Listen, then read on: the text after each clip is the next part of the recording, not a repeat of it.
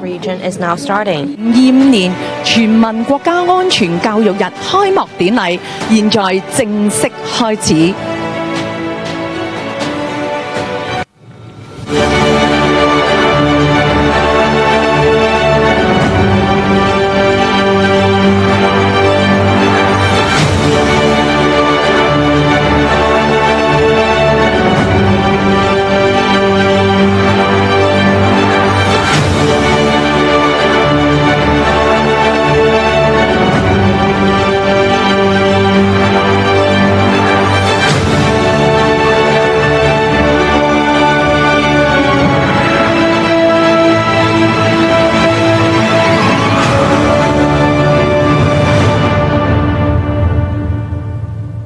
请各位嘉宾以热烈的掌声。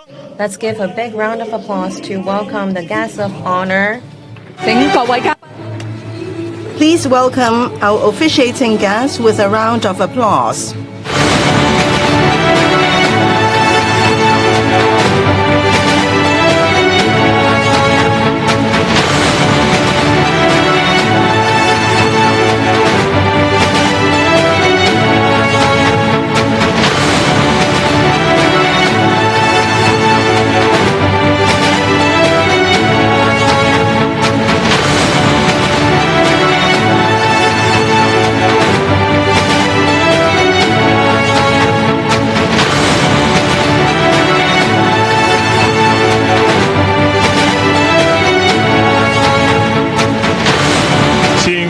嘉宾坐。 Please be seated.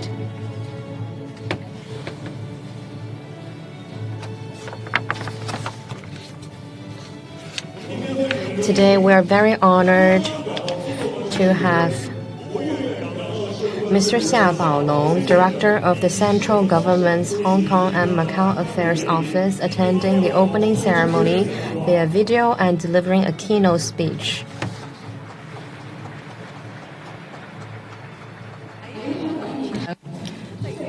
In Hong Kong here, the officiating guests in attendance are Mr. John Lee, Chief Executive of the Hong Kong SAR of the PRC and Chairman of the Committee on the Protection of National Security of the Hong Kong SAR.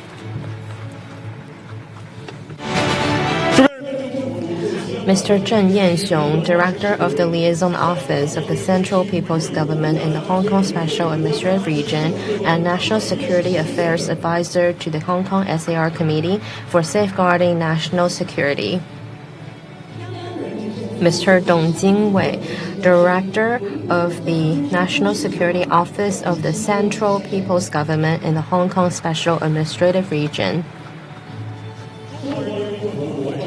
Mr. Cui Jianchun, Commissioner of the Ministry of Foreign Affairs of the People's Republic of China in the Hong Kong Special Administrative Region. Major General Lai Ruxin, Political Commissar of the People's Liberation Army Hong Kong Garrison.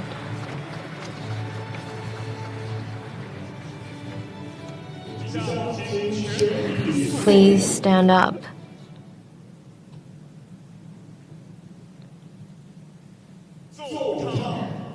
Let's sing the national anthem.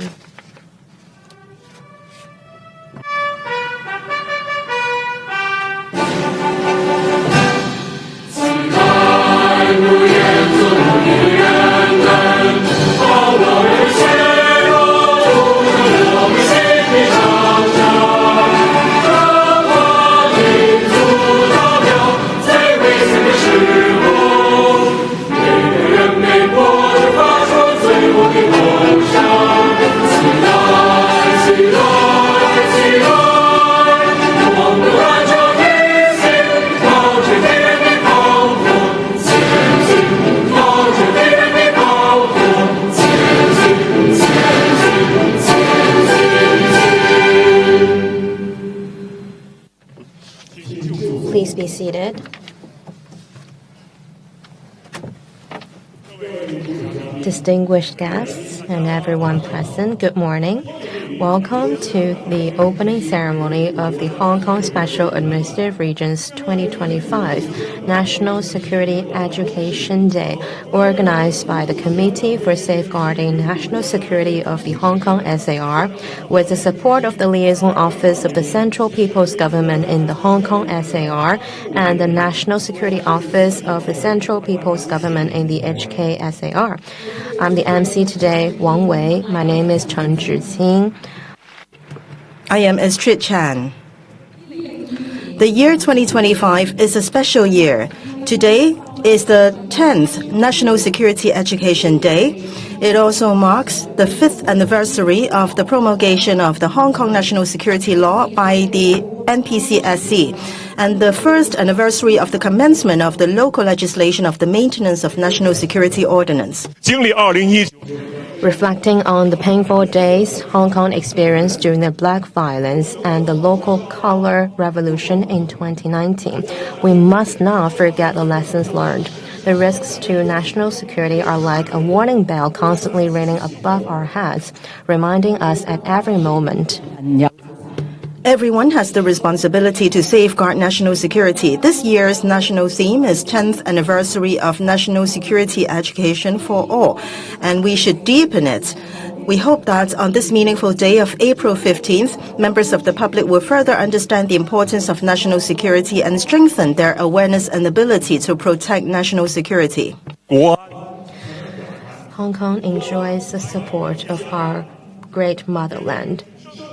And today, we are very happy to have students from St. Paul's Co-ed College.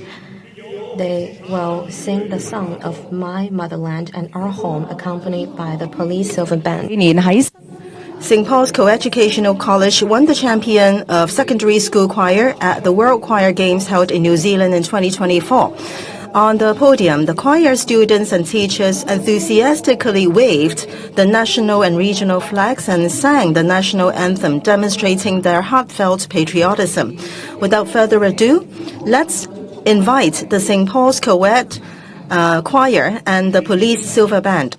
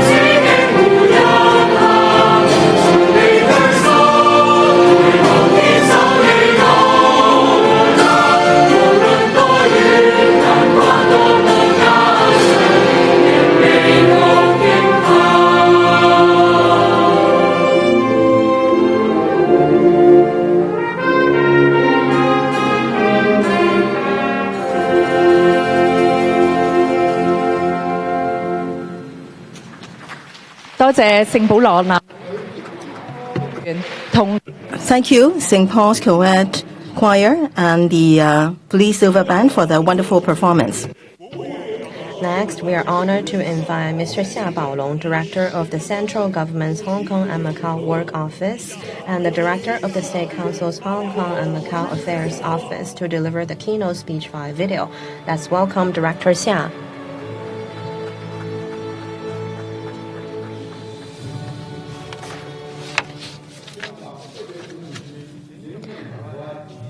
Dear Mr. Zhang Li, ladies and gentlemen, friends, good morning.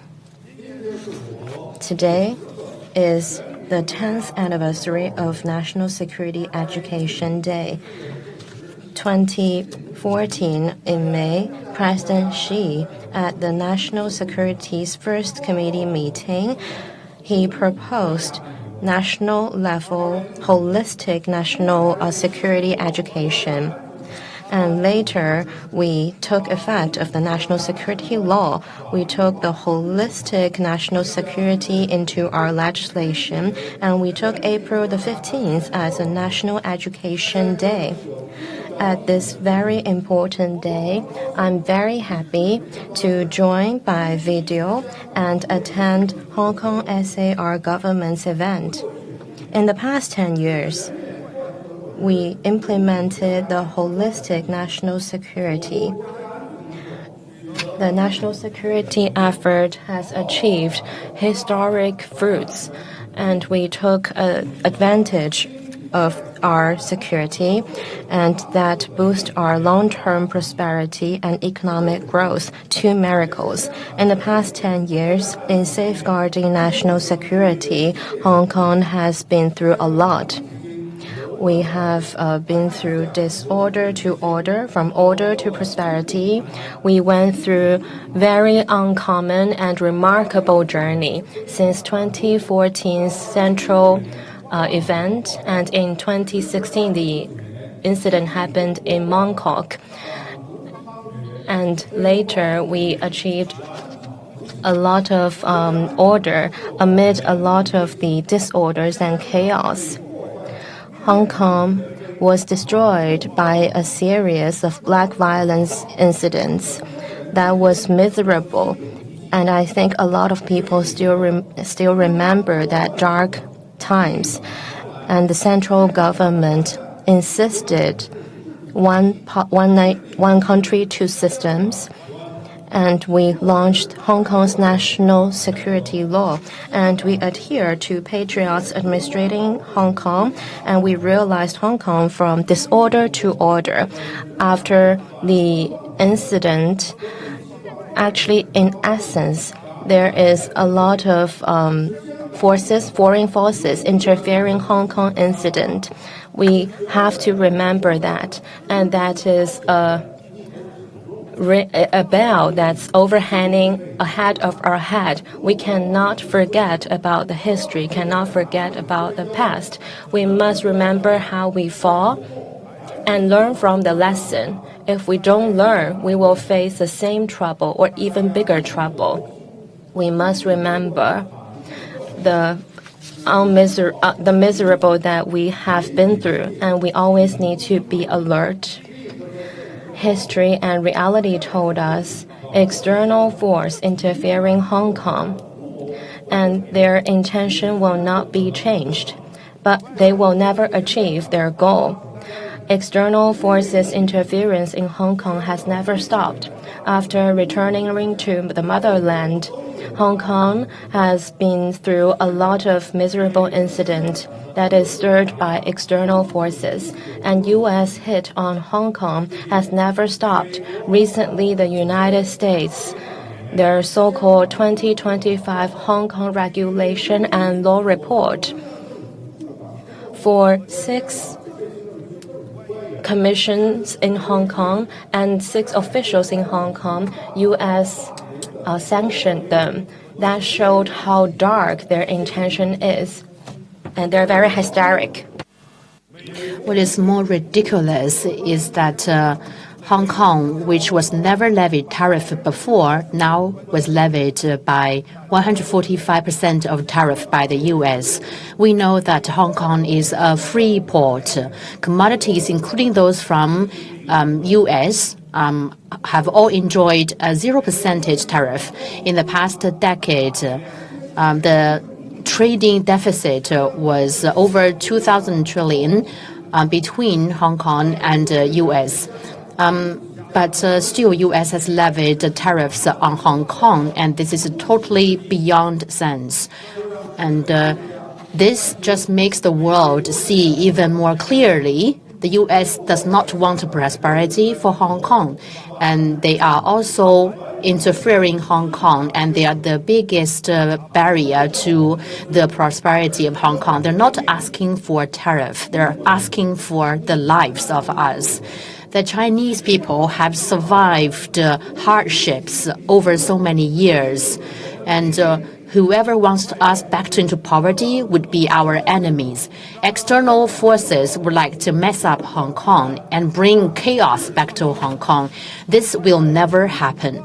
External forces would like to stop us from having a beautiful life, and they would like us to go back to poverty.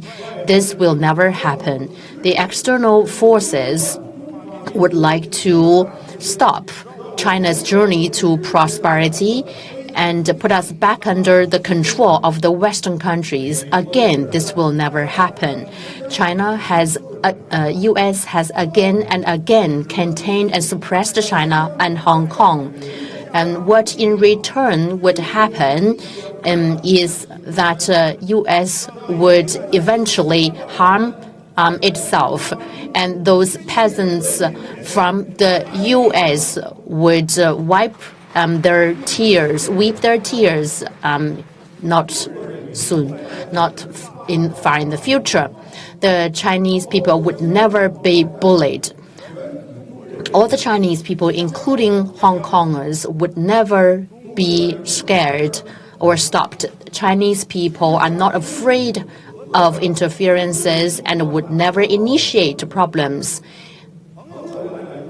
When the friends come, we would entertain them. When the enemies come, we have the rifles. We are never afraid of anyone. 75 years ago, we see fires and wars brought by the Western countries. And for those invaders, we have to respond to them in a language that they understand. And we are not afraid of war. And we will use victory to respond and to strike the first punch. Now China is the second largest economy and the first largest industrial country. We are well on our way to national rejuvenation and prosperity. Be it tariff war or trade war or war of any kind, there's nothing we are afraid of. Bowing to the U.S. and begging for the U.S. and in return to get peace and to respect and development, this will never happen. We should abandon these illusions. This reciprocal tariff and sanctions from the U.S. would never undermine the determination of Hong Kong and the central government, and they will never be able to scare the full 1.4 billion Chinese people. What will happen is that the Chinese people will unite as solidly as before. We will unite to safeguard our national security and champion the prosperity of Hong Kong.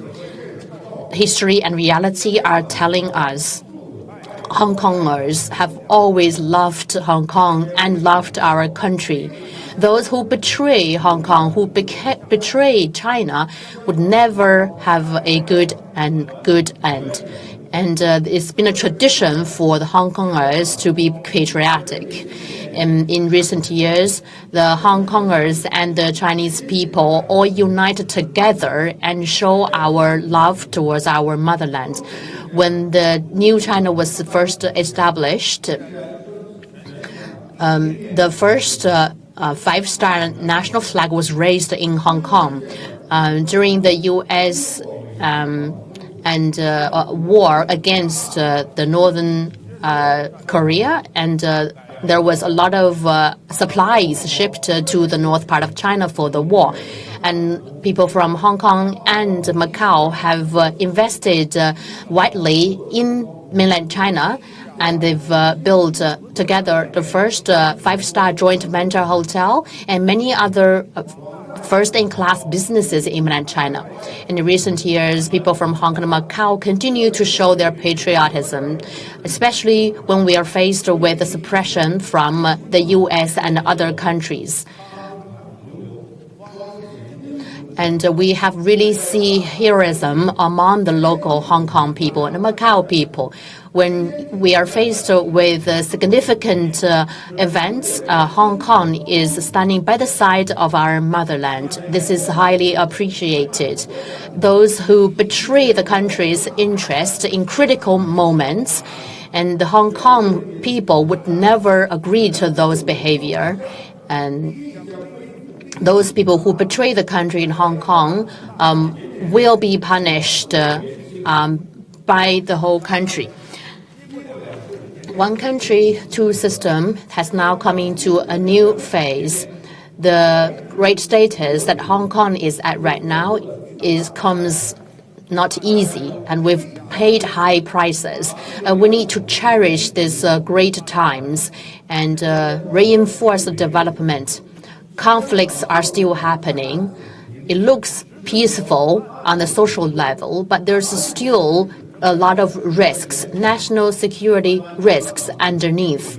And those who have tried to destroy the country, they have fled overseas. Some of them pretend to be normal citizens and are in the crowds and still trying to mess up Hong Kong.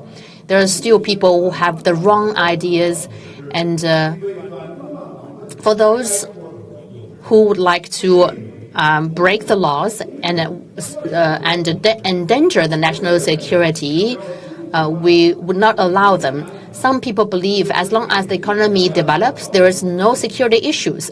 This is totally wrong. In fact, you always need security in order to sustain development and prosperity. Without security, Hong Kong would not become from disorder to order, and would not become prosperity from order. So we need to really look at the risks we have in Hong Kong and stay united. Every individual, every community, every business, every organization should work together with all the Hong Kong people and Chinese people to safeguard Hong Kong and safeguard our country, to build a high-quality security to ensure high-quality development. One country, two system can last for years to come. We believe that the Hong Kong SAR, national security bodies, will champion this sacred mission, and they will work hard to build a safe net for all of us. The chief executive and also the Hong Kong SAR government are the first line of responsibility to safeguard Hong Kong and the national security. They should also show up with the constitutional responsibilities of protecting our country. And they are expected to handle different complex situations, to mitigate risks, and also to ensure safety. The Committee for National Security is a very important body, and the committee should coordinate and really strengthen our analysis and judgment of national security. We should not be afraid of a fight, and we should build a very comprehensive system, including the legislators and law enforcement bodies, to make sure we have the right national security network, and we can also safeguard fairness and justice. And to the office, National Security Office, is also set up by the central government, safeguarding the country and region's security. They should also give support to the Hong Kong SAR government, and they should fulfill their legal lawful responsibilities, and they should resolutely mitigate various kinds of risks enduring the national security. And this security will help to safeguard future development. I also want to mention that among the national security protection work in Hong Kong, a lot of the public officials, government officials have been sanctioned by the U.S. However, they still stay resolute, and they sacrifice themselves and really love our country and protect Hong Kong in their own ways. And I speak highly of them. And I believe all walks of life in Hong Kong will work together to build Hong Kong as a safe home for all of us, and also protect the development interest of our country. Safeguarding the national security is every individual's responsibility. Every Hong Kong resident is going to benefit from national security. Hong Kong, as the way it is today, is due to all these efforts that generations of Hong Kongs have made over the years. We should continue to be patriotic, to love our country, and to see clearly those rebellion's true intentions. And we should fight resolutely against those illegal and wrongful acts. We should work together to build a prosperous Hong Kong. Young people are the future of Hong Kong, and they are also fresh blood making contribution to the nation's development. Young people should also grow up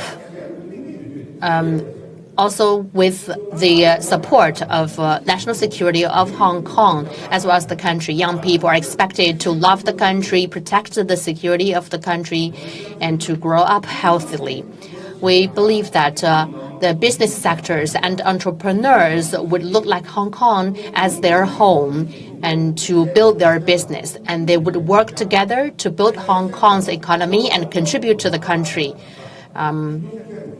In the history of Hong Kong, we have seen so many world-renowned companies and entrepreneurs who have made a contribution to the whole business sectors as well as the overall economic development of the country.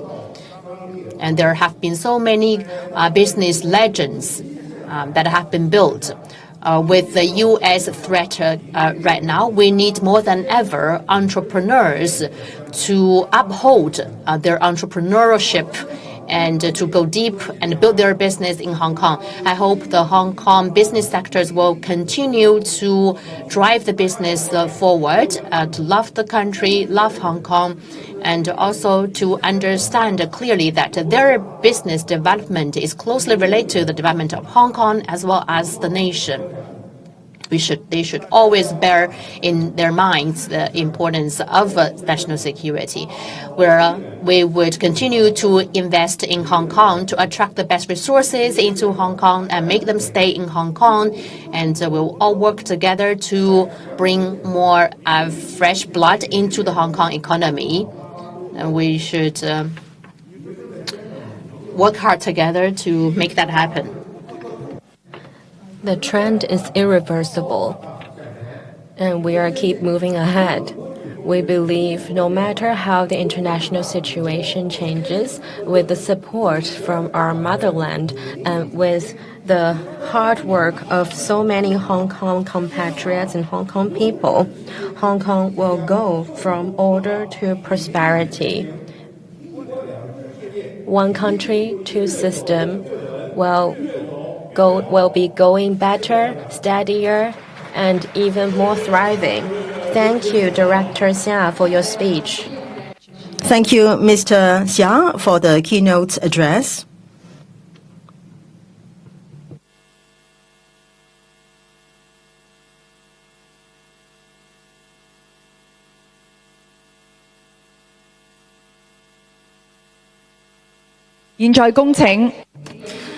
Now, Now, we would like to invite Mr. John Lee, Chief Executive of the Hong Kong SAR, to deliver a keynote address. 高先生发表主旨。 May we invite Mr. John Lee, Chief Executive, for his keynote speech.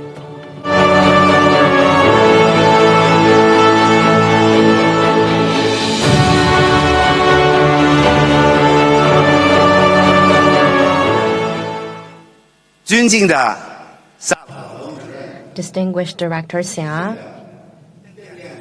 Director Zheng Yanxiong, Advisor to our Safeguarding National Security Committee, Mr. Dong, Commissioner Cui, dear teachers, students, ladies and gentlemen, General Lai. Today, it marks the 10th anniversary of the National Security Education Day. Very meaningful. And thank you, Director Xia, for your video participation. Thank you for your keynote. Your speech is very emotional and deeply touched by so many people. And I can feel your anticipation and aspiration for Hong Kong. I'm deeply touched and inspired. Thank you very much, Director Xia. Thank you for your long-term care for Hong Kong and your guidance and your support. 2019, Hong Kong experienced black violence, Hong Kong color movement, very painful. Until now, we can still feel the pain. Hong Kong national security laws enforcement in the last 5 years, society becomes stable and people's lives are normalized. But we cannot forget our pain after recovery. When we are striving for economic growth, we cannot forget the black movement and all the mystery incident, for example, the bombs firing, murdering people, these intention to murder people. We cannot forget those innocent citizens hit by the people, and the innocent citizens were stripped by the people. So we have been through a lot of painful incidents, and recently U.S. was trying to play the old game. To 6 Hong Kong and Chinese mainland officials, they were trying to sanction them. Again, that shows U.S. bullying and their brutality. You cannot forget, back then in Hong Kong, so many compatriots were so angry, but we cannot do anything for them. We could not forget during the darkest days in Hong Kong, the central government helped us, give us a helping hand. So the national security law helped a lot in stabilizing the social order. Hong Kong's national security law combined have already stopped the loopholes after Hong Kong returning back to the motherland. And we stopped the people who tried to stir the social incident. And the law stopped the people who tried to disrupt the government. And the law stopped people who tried very hard to deceive people. And the law stopped the society-wide black violence, and we stop people's fear and terror of the innocent citizen. Hong Kong's national security law taking effect after 5 years. Till now, we can see today the national security ordinance has after 1 year as well. You can see Hong Kong, we are thriving in the international arena. We are the freest economies in the world. We are the international financial center ranking number 3. Our world competitiveness ranked number 5. And for talent competitiveness, we return to top 10. And we are the number 1, including environment, international trade, law and order, aviation, shipping, etc. Hong Kong's local GDP. From 2019, the black violence minus 1.7% till 2024. It moved to 2.5% positive growth. For full-time employees' income, the increase is 4,300 Hong Kong dollars. Since 2019's 20,000 till now 24,300. The increase is 21%. And we have been through a lot of changes, and the change is accelerating. Facing the risk of national security, we think the situation will be more serious. We must remember all times that 2019's black violence will end. For the people who try to disturb Hong Kong, they were still having the hope to stir the order, to spread the national hatred. We need to remember in Hong Kong and overseas, the destructive forces have not ended yet. They are still trying to disturb Hong Kong's order and stability. We must remember there are a lot of regions and countries. They have a hidden agenda. They have double standards, trying to kill the goodwill of national security law. We must remember in exterior forces trying to interfere Hong Kong and China's ambition. They are still there, and they will trying to stir up something at any time. The U.S. blow to Hong Kong and mainland has become a common thing. First, U.S. has at least 21 national security laws, but U.S. doesn't allow Hong Kong to have just 2 national security laws. The U.S. can take the ruffles, but it doesn't allow Hong Kong to have the anti-bomb car or vehicle. Recently, they take war as a weapon, trying to impose 145% of so-called reciprocal tariffs. More ridiculous is they did the math wrong. Hong Kong is a zero tariff place. When you come to reciprocal, that means 0. That shows U.S. is ridiculous, and it shows their hegemony. U.S. anti-free trade and interfering international supply chain that will affect the WHO order and impact multilateral trade mechanism and globalization. In face of U.S. hegemony and bullying, we must stand firmly and work together, paying attention to our own business. Hong Kong Special Administrative Region fully support our nationals' response to U.S., maintaining and safeguarding China's legitimate rights and interest, maintaining the world order and stability.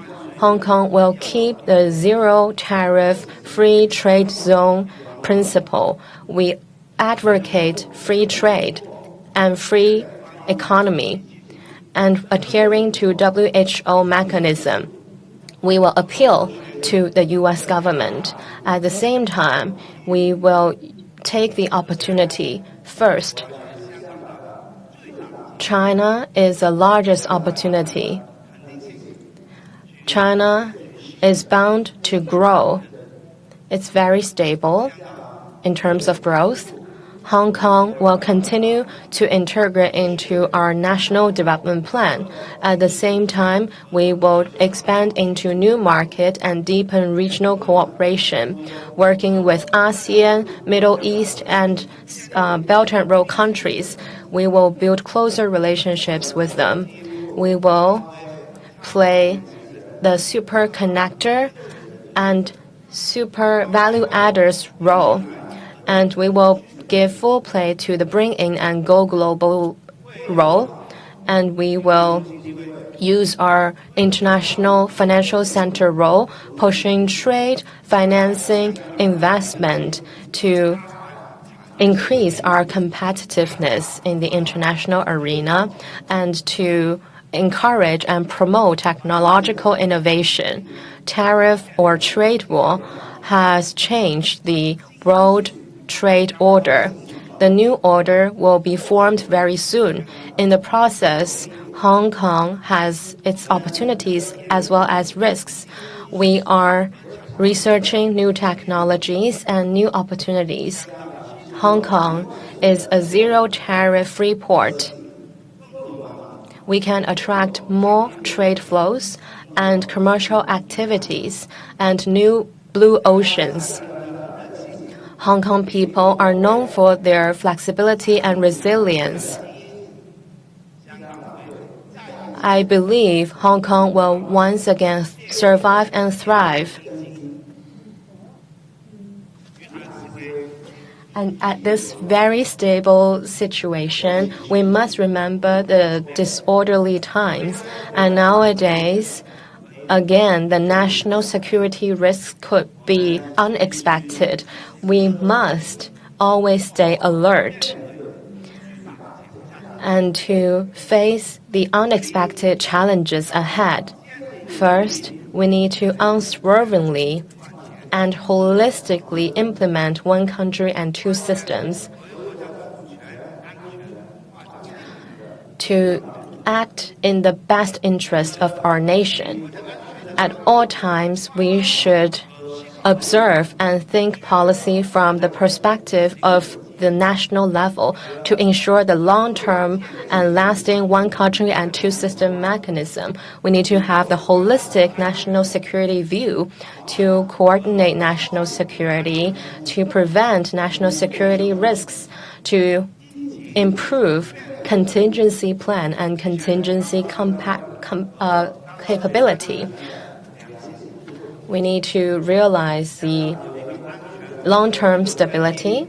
With that as our root, we can face different difficulties at ease.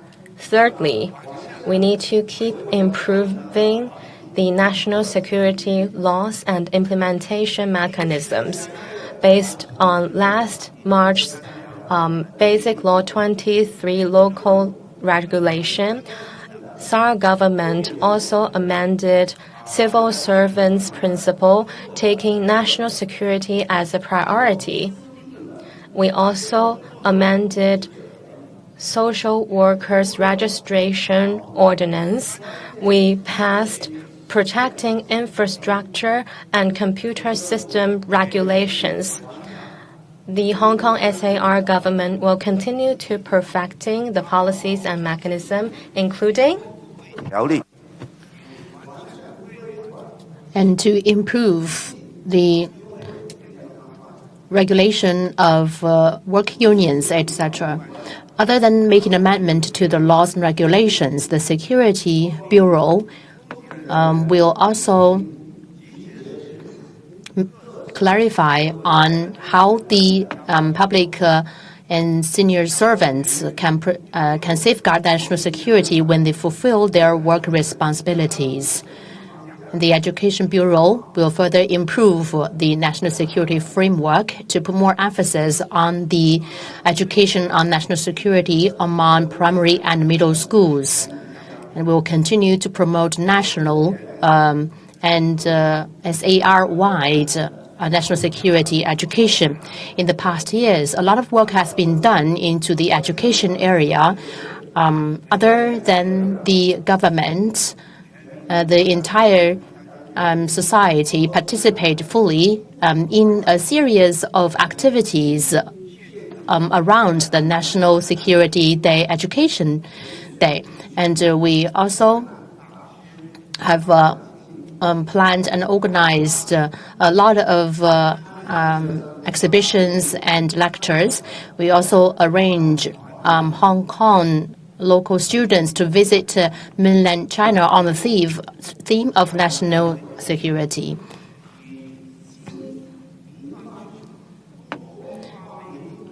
This national security education has been promoted with the use of high tech, making the learning process more fun. We also have more seniors helping the young people to learn more about national security. We also encourage the participation of the whole families to further raise the awareness. The third session of the 20th CPC Congress is a brand new start for promoting the national development. We're on our journey to reinvigorate the country, and we will work very hard to provide solid foundation for the nation's prosperity. One country, two system has now come to a new phase, and Hong Kong will respond proactively to the national strategy and to proactively integrate into the national development and to further build the GBA as well as the Road and the Belt Initiative. We'll also further connect ourselves with the national development of high-quality economic development. While we strive for the economic development and improving the livelihood of people, we will also make our best efforts to safeguard national security.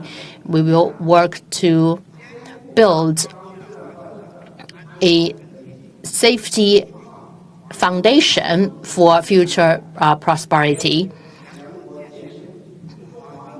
And together, we will make our contribution, a more contribution to reinvigorate our country. Thank you so much, Chief Executive. Please take your seat.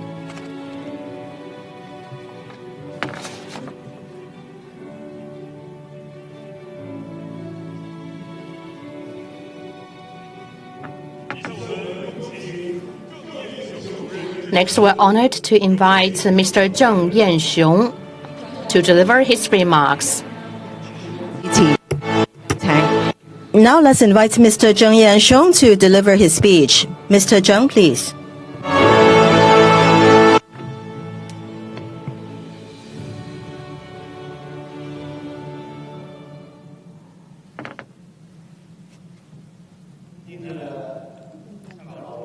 Distinguished Director Mr. Xia Baolong, Chief Executive Mr. Zhang Li, distinguished guests, ladies and gentlemen, good morning.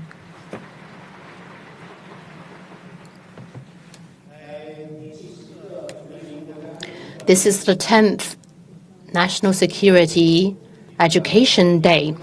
The Hong Kong SAR government is holding this 2025 National Security Day activity, and it is of great significance.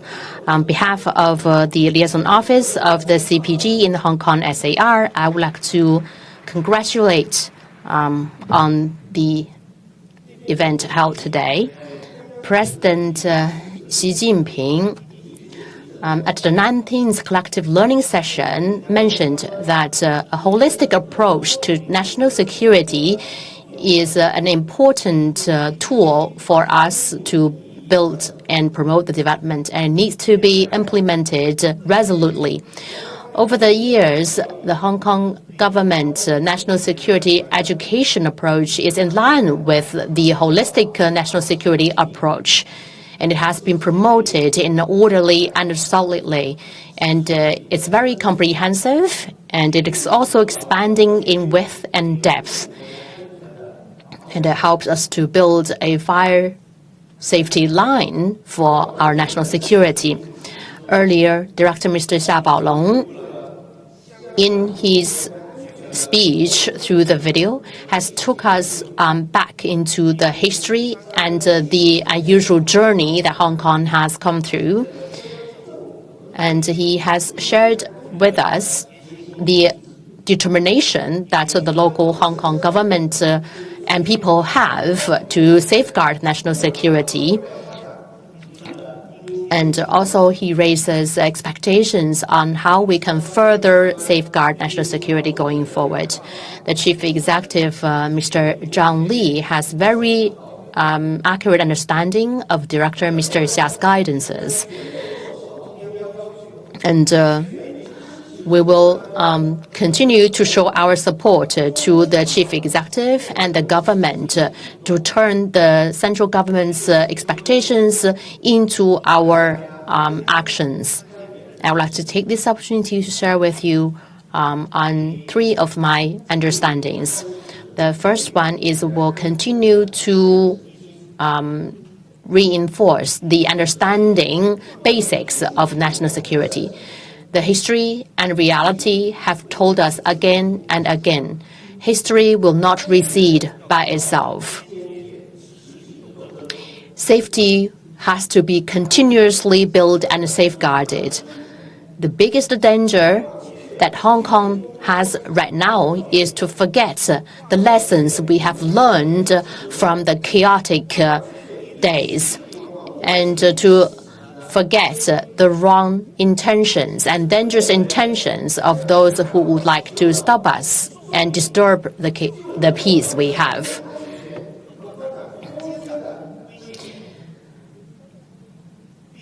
We have to remember firmly that we can never finish the task of safeguarding national security. It's always ongoing, and we're all in this together. And the second one, we will continue to coordinate and develop high quality. We have to continuously develop in a safe environment. We have to coordinate security with development. And we need to have a very good interaction between high-quality development and high-quality security. If we cannot safeguard national security, and then we will never achieve development. If we ignore development, then we will not have a solid foundation for security. So we have to continuously coordinate high-quality development and high-quality security. We have to safeguard the good momentum that Hong Kong is enjoying right now. And thirdly, we have to continue to uphold Hong Kong's important mission to develop better economy and to make better contribution. And that is President Xi's expectation on Hong Kong.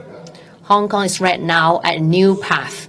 It enjoys traditional advantages as well as advantages in AI, high-tech, talents, and GBA synergy. And Hong Kong also enjoys institutional advantages, and it's a super connector internally and externally. So Hong Kong have every reason to strive for better development. Hong Kong has every reason to make more contribution. We have to remember to develop Hong Kong, to build Hong Kong into a better city in itself is a great contribution to the nation's development. We believe that under the leadership of the central government, Hong Kong will for sure seize the new opportunities, uphold its new mission, and to write a more legendary chapter of its history. Thank you very much. Thank you. Director Mr. Zheng, please take your seat.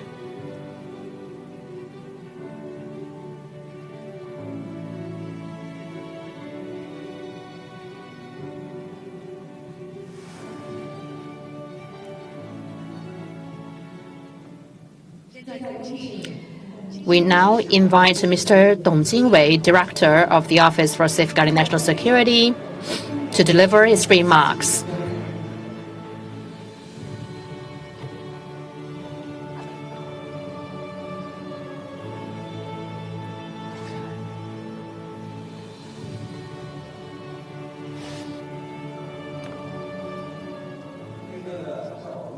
Distinguished Director Mr. Xia Baolong and Chief Executive Mr. Zhang Li, Director Mr. Zheng Yanxiong, guests, ladies and gentlemen. Today marks the 10th National Security Education Day, and it is also the 5th National Security Education Day after the implementation of national security law. Over the 5 years, the total and holistic approach to national security has been adopted and implemented. We've come a long way and with huge achievements. And I would like to take this opportunity to congratulate Hong Kong SAR, National Security Safeguarding Office, and also to Mr. Zhang Li, as well as all walks of life and local Hong Kong residents. I would like to give you my best greetings and wishes. Just now, Director Mr. Xia Baolong said that we have to look back into the history and look into the future. It's a high-level sharing with us, which is very inspiring. He emphasized that we need to build high-quality security to safeguard high-quality development, and we need to resolutely protect the security of Hong Kong as well as the prosperity and stability of Hong Kong. He also raised a requirement on us at the Office for Safeguarding National Security. And here I would like to share with you 3 of my learnings.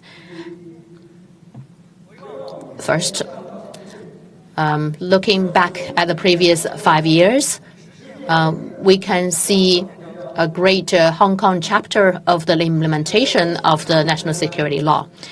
As the holistic approach to national security is being implemented, we have now improved the total system for Hong Kong national security. We have reinforced the whole systems, and including ideology security, key areas security, and these have all been reinforced over the past 5 years, from disorder to order, the destroying of color revolution. These are all great achievements. We have improved the total mechanism, making sure that the city is governed by patriots. And the society is now back to order and peace. National security ideology improved a lot. We must learn from the lessons. We must remember the lessons that we learned from the Law Amendment Bill movement. We must be against the statement or the false ideology that has been on the society, and we must adhere to economic growth as well as national security development. We need to combine security with economic growth. We need to make sure about the national security, and also we need to realize economic growth, to realize high-level secure Hong Kong society and very stable economic growth. Secondly, national interest is above all. We can overcome all the hurdles and we can solve all the enemies.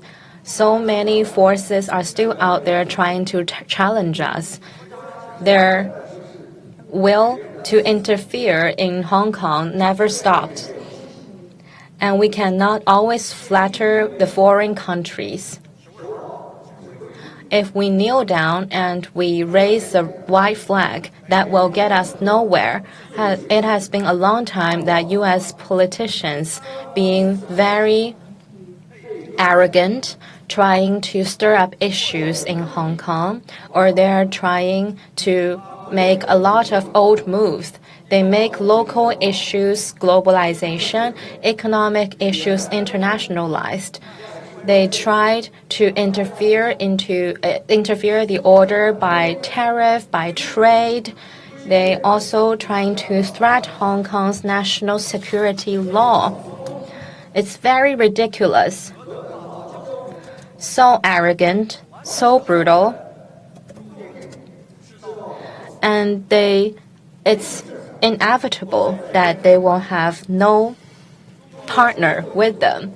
China is not what we were in the past, and so was Hong Kong. We were not what we were yesterday. All those stories or narratives made up by U.S., we will not believe in any of them. And for Hong Kong, for the Chinese people, including Hong Kong compatriots, we will never be scared by these Western narratives. And we are determined to overcome all the hurdles along the way. We realized Hong Kong's order from disorder to order. And we are moving from order to prosperity. Thirdly,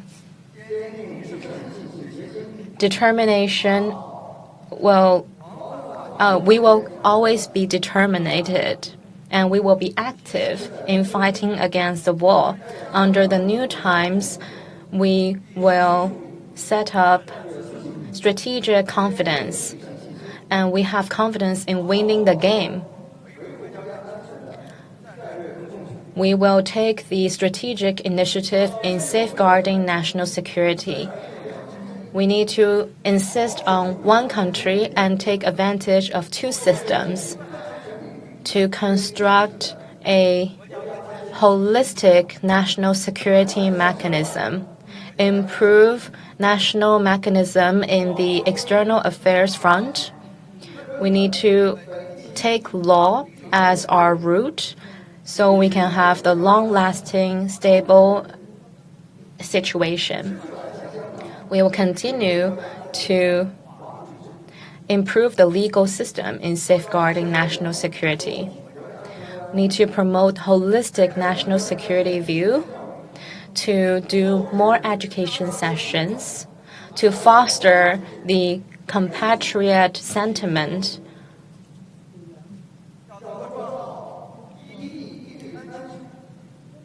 We need to promote or contribute to the national security. First, we need to make sure this place is safe and make sure the industry, business, all walks of life are happy to contribute to the national security. All Hong Kong citizens are contributors to, and also active forces to construct a better Hong Kong and a better national security. We need to understand, get the whole picture. In the face of threat or in the face of some deception, we can never give up, or we can never be the pawn that is used by the foreign forces. Even some hegemony countries are trying very hard to blow Hong Kong, but we are accelerating from order to prosperity, integrating into our national development plan. Our National Security Commission in Hong Kong, we're unswervingly working together with Hong Kong government to set up our mold for Hong Kong's growth. And we will always remember our responsibility. And we will promote Chinese modernization, national rejuvenation. We will contribute our effort. Thank you so much, Director Dong. Please be seated. 多謝董 Thank you, Mr. Dong. Please be seated.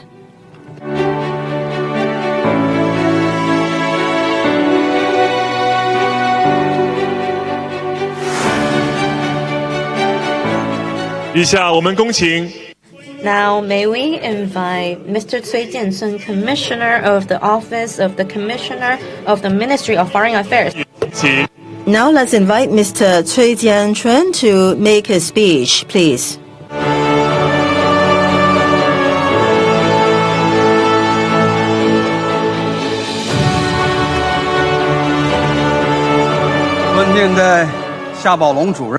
Director Xia, Mr. Zhang Li, Director Zheng Yanxiong, dear guests, ladies and gentlemen, good morning. I'm very honored to join the National Security Education Day. And just now, we listened to Director Xia, Zhang Li, and Director Zheng, and Director Dong's keynote speeches. I'd like to share my feelings. 3 key words. First is sincere. Sincere, meaning today's Hong Kong is on the path from order to prosperity. And sentiment, meaning just now all the speeches are reflecting our love for Hong Kong, for our country, and also telling us the challenges that we're facing and all the current situation. We must be strong enough, brave enough to fight against all the challenges. When we are celebrating the 20th anniversary of Macau returning to motherland, President Xi mentioned we need to take high-quality development as an approach to keep promoting one country, 2 systems. And it's one of the 4 guiding principles. This year is the year for 14th Five-Year Plan, and it's also the 45th year of Hong Kong's national security laws enforcement and the first anniversary for the National Security Ordinance approval. We will not forget Hong Kong's color movement and the Law Amendment Bill movement. We also witnessed Hong Kong experience from chaos to order, from order to prosperity. It's a remarkable journey. Hong Kong has regained the freest economy in the world, the International Economy Center, and we ranked number 3. Our world competitiveness ranked number 5. And Hong Kong has been the hot place for investment and business. We are seeing some countries, as you may know, U.S. is waiving their sanction wand, interfering into Hong Kong affairs. Just as Director Xia mentioned, external affairs trying to interfere in Hong Kong affairs will get them nowhere. We are determined to national security, and SAR government and SAR citizen will continue to be brave and to safeguard national security, and we will continue to build the mold for national security. Securities is deeply related to people's livelihood, welfare, world order, and human beings' future. This year marks the 90th anniversary of United Nations. After World War II, it was grown based on people's aspiration for peace. And we started the multilateral cooperation with the establishment of UN, and has been writing new chapters all the time. However, nowadays, United States put their interest above our collective world interest. They are trying to bring confrontations, uncertainties to the world. The real security is to make sure you are safe and other people are safe too. And we can together react to all the security challenges. China has been promoting the real multilateralism. We are promoting mutual cooperation, discussion, consultation. To this chaotic world, China is determined to bring more positive energy and stability. As the freest economies in the world, Hong Kong has always been the advocate for multilateralism and open free trade. We are contributing, benefiting, and advocating for free trade. Recently, there was a meeting saying China and neighboring countries have been experiencing very good international ties. And we are also entering into an important stage. I believe Hong Kong will take the initiative to grasp challenges and to give full play to one country, two systems as the super connector. We will use us as a free port, our special position, and we will continue to protect multilateral trade mechanism, and we will make our special contribution to world free trade. And we will continue to put national interest as a priority. We will continue to maintain Hong Kong's prosperity that has been gained over the past years. We will deepen the cooperation with external countries and make Hong Kong thriving in the face of new era. And last but not least, I wish today's event a full success. Thank you. 感谢崔特派员， Thank you. Commissioner Cui, please be seated. 请就座。 Thank you, Mr. Cui. Please be seated.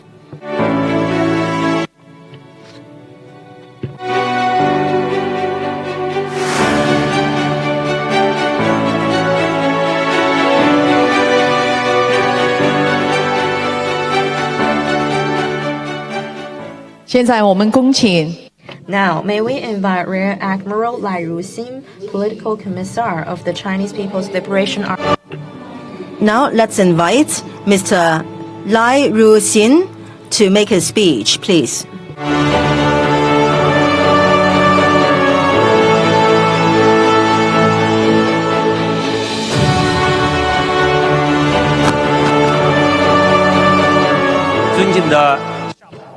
Director Xia, Mr. Zhang Li, Director Zheng Yanxiong, Commissioner Dong Jingwei, Commissioner Cui Jianchun, dear guests, ladies and gentlemen, good morning. First, on behalf of the China's People's Liberation Army, we'd like to congratulate the opening of the anniversary of National Security Education Day. People's stability are relied on the People's Liberation Army. When it comes to safeguarding national security, the Liberation Army is always a bedrock. With the support from President Xi, our government, and all parties, we have set the 100-year goal, and we insist while we are fighting the war, we have to building the country and then improving. We have improved the level of modernization, and we are capable and confident to safeguard our national security and handle various threats around us. And we would fight against any acts of secession and subversion. And we will provide strong support to safeguard our national security. Hong Kong will not be safe without the security of the country.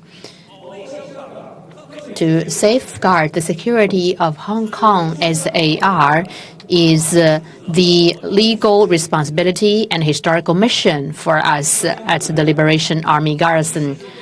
And the Army garrison in Hong Kong has always adhered to one country, two system, as well as upholding the basic law of Hong Kong and Army law. And we resolutely protect the stability and the prosperity of Hong Kong. We have made every effort to build a safe network and also to serve the Hong Kong residents with our sincerity. And we have completed various kinds of tasks. And it's been 10 years since the adoption of a holistic approach to national security. The Liberation Army here in Hong Kong has worked very hard to promote national security in the city. Together with the local Hong Kong residents, we create a good atmosphere for a safe Hong Kong and safe home. We have built the Liberation Army Exhibition Center in Hong Kong. And in this exhibition center, it's very comprehensive. There's an overview of the history of Hong Kong, of Liberation Army, etc. And there has been a series of thematic exhibitions organized and held in this center. And it has attracted the participation from all the local residents. We would like more Hong Kong people to come into our Liberation Army Exhibition Center. And together with the Army, we can build together this new cultural landmark to protect Hong Kong and the country. The one country, two system has now come to a new stage, and Hong Kong is faced with unprecedented development opportunities. And it is not easy that we have restored the order and on our path to prosperity. The Liberation Army in Hong Kong will listen to the order from the central government and to go really close to the people and resolutely safeguard national security and also the long-term prosperity of Hong Kong. We would work together with all walks of life in Hong Kong and work hard together and joining our hands and make our new and more contribution to the national prosperity of the country. Thank you very much. Thank you, Commissar, Mr. Lai. Thank you, Mr. Lai. Please be seated.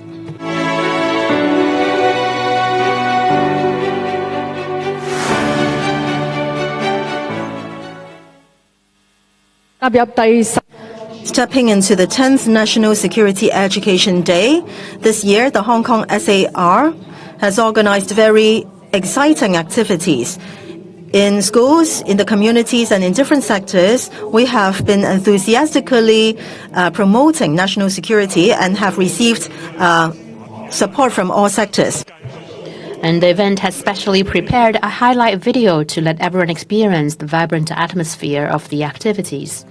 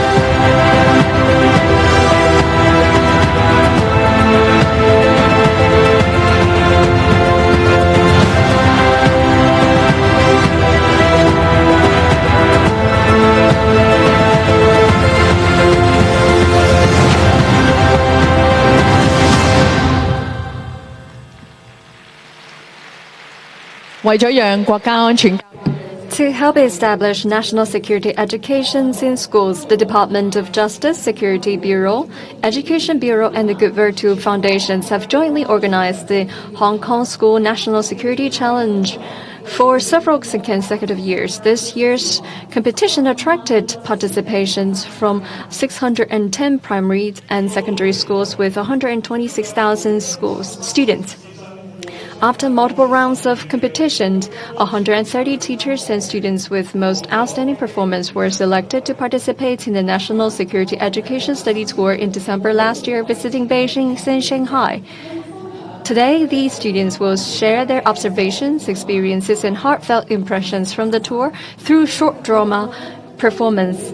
Although they have no prior drama experience, please give them warm encouragement.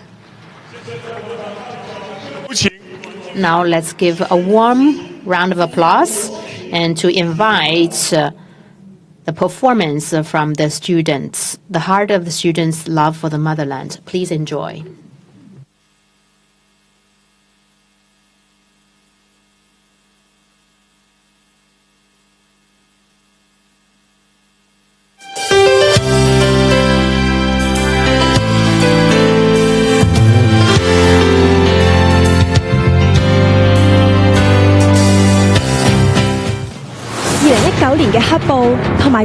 The Black Riot ends the Hong Kong versions of color revolutions has posed significant negative impact to the Hong Kong societies, causing injuries and death, causing interruptions to school and work.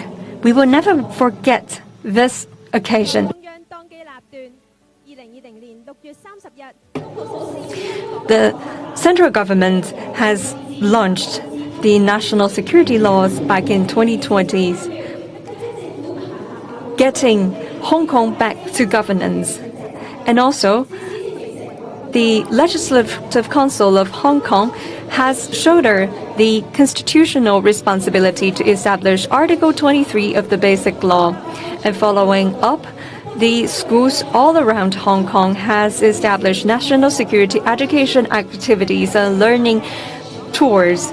Say, for example, we participated in the Knowledge Challenge of National Security in Hong Kong. And this year, we have received the participations of 610 primary and secondary schools.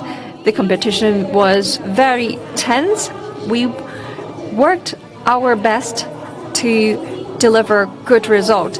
In the last two challenge competitions, we, together with more than 130 schools, teachers and students to participate. We participated in the tour in Beijing and Shanghai. And coming up, we would like to deliver our performance showcasing our learnings and experiences.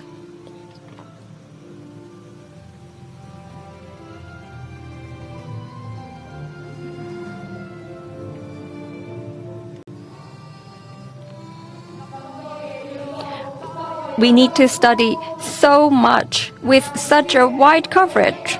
But to win the competitions, we will need to work hard to make it happen. Yes, we have constitutions, the basic law, the national security law, and the safeguarding national security ordinance, and the overall national security concept. All these are not easy tasks for us, but we need to make it happen. I know that we can participate in the tour if we win the competitions. We can participate in the flag raising ceremony at the Tiananmen Square. And more than that, we can visit the People's Hall in Beijing and have communications and exchanges with key schools in Beijing. All these are meaningful. We need to work hard and deliver our best. Classmates to join the National Security Challenge. We are so excited. I want to go to Beijing and Shanghai to learn more about Chinese culture and her latest development. Let's work hard, and come on, do our best.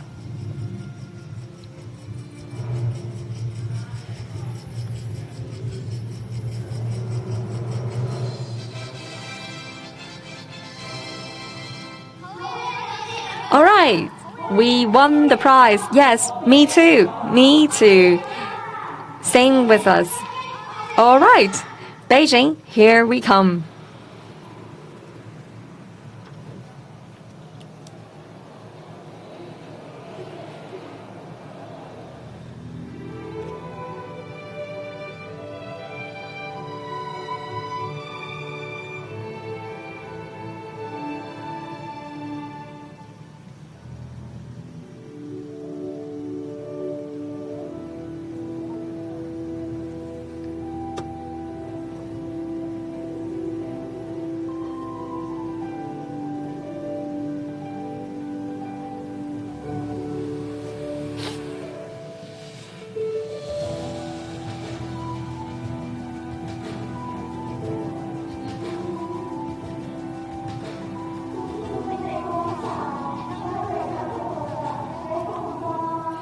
Do you feel cold? Yes. Hong Kong was never this cold. But this night, we can wait for the flag raising ceremony. All this is worth it. Yes. My heart feels warm. I'm so excited. And I know that the flag raising time is based on the Beijing time. And you can see that there are so many people from all around the country here on the square. All of us are here to witness the flag raising, to feel the unitedness and the pride of being Chinese. Yes, we could only see that on television, but this year, this time, we can be present. It must be exciting. Yes, the national flag, is the symbol of the country. We need to understand the meaning of the flag and respect it. Wow, they're coming up. Let's be quick.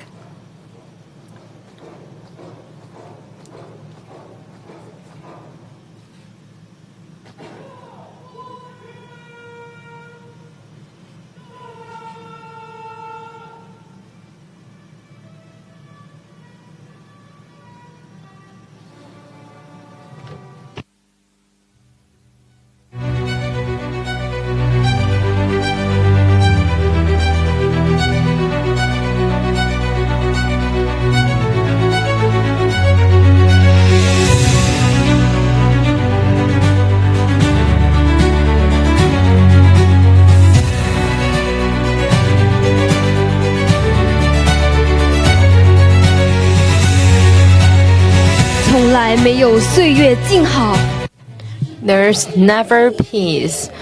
Our peace is gained by all the people who sacrifice for our peace. Without them, there will be never peace, prosperity that we enjoy.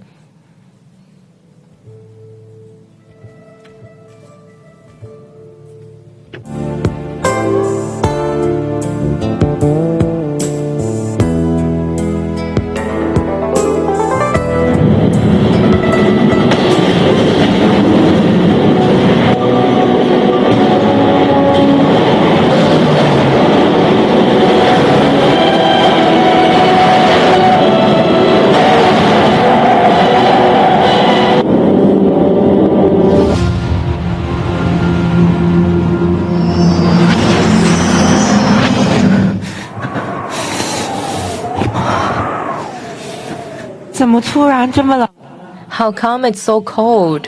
Where am I? Just now we were visiting during the tour. Where are we now?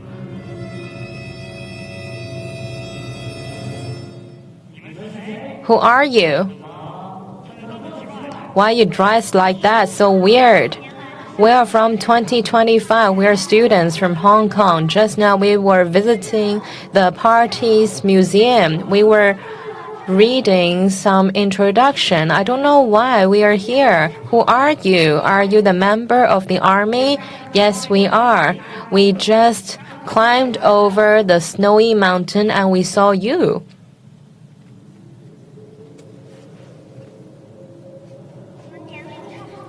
We are of the same age, I think. You're already the member of the march? Yes.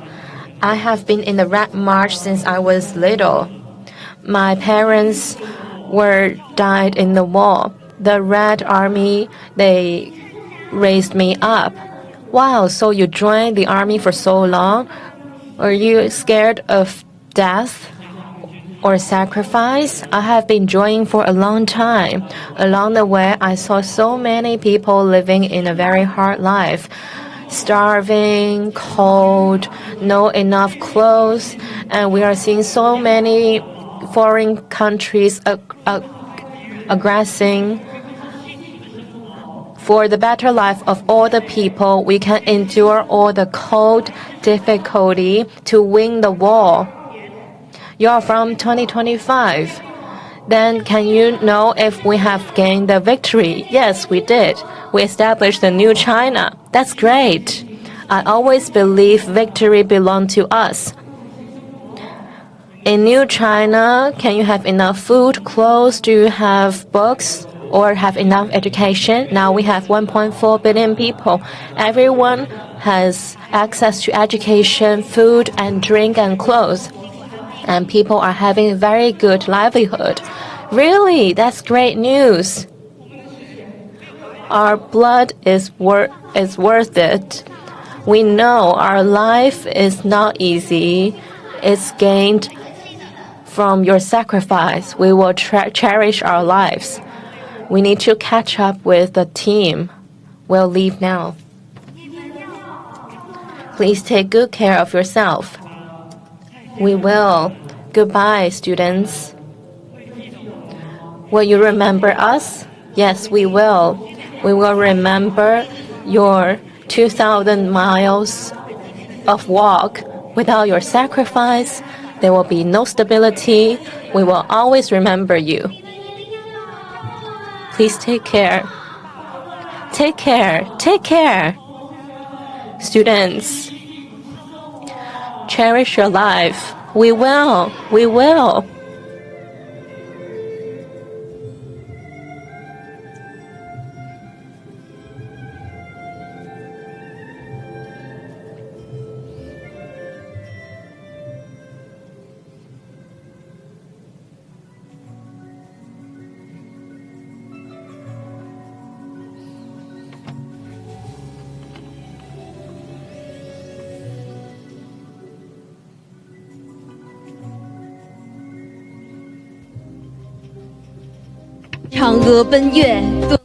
Chang'e flying to the moon. There's vast universe where our dream lies. The galaxy is enormous. Nowadays, the astronomy business has gained breakthrough, and we all remember the scientists behind.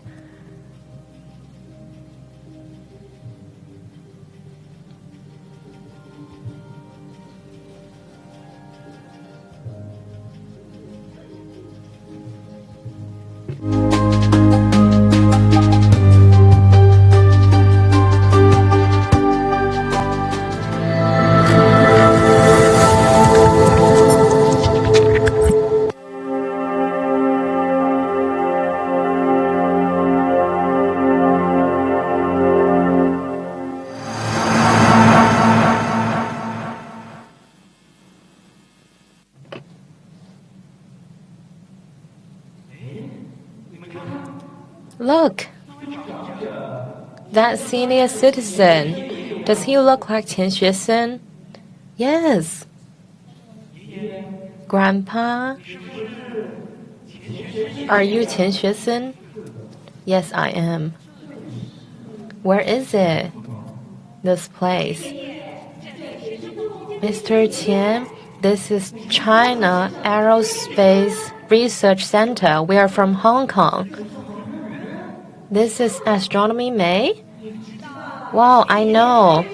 Grandpa Qian, you are now in 2025. You are traveling across the time.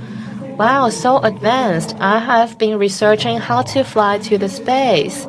And now I travel through time to today. Who are you?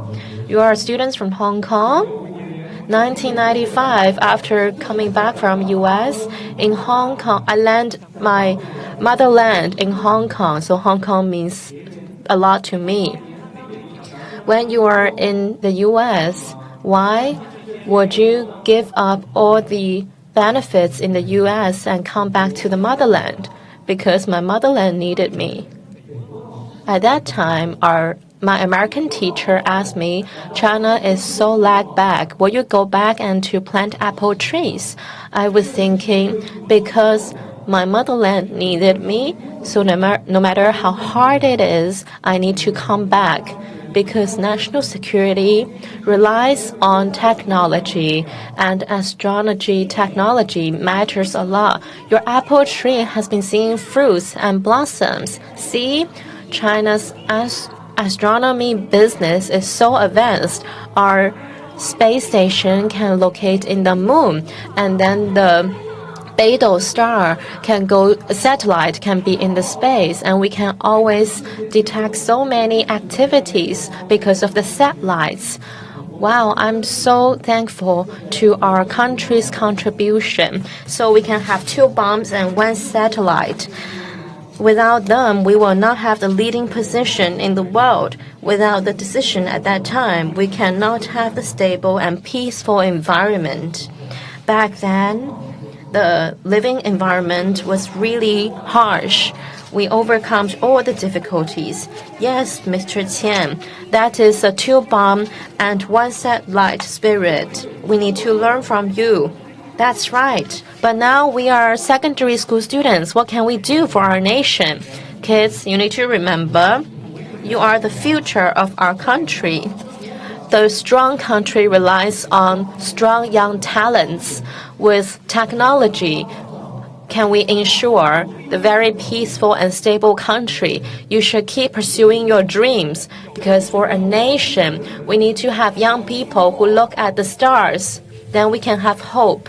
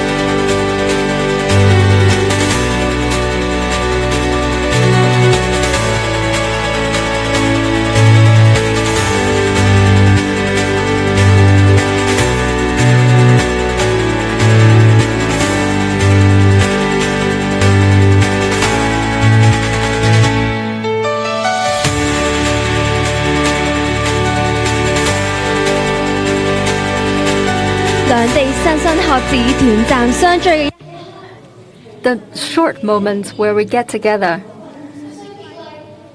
we need to encourage each other and establish our heart and our compassionate for the future of the motherland.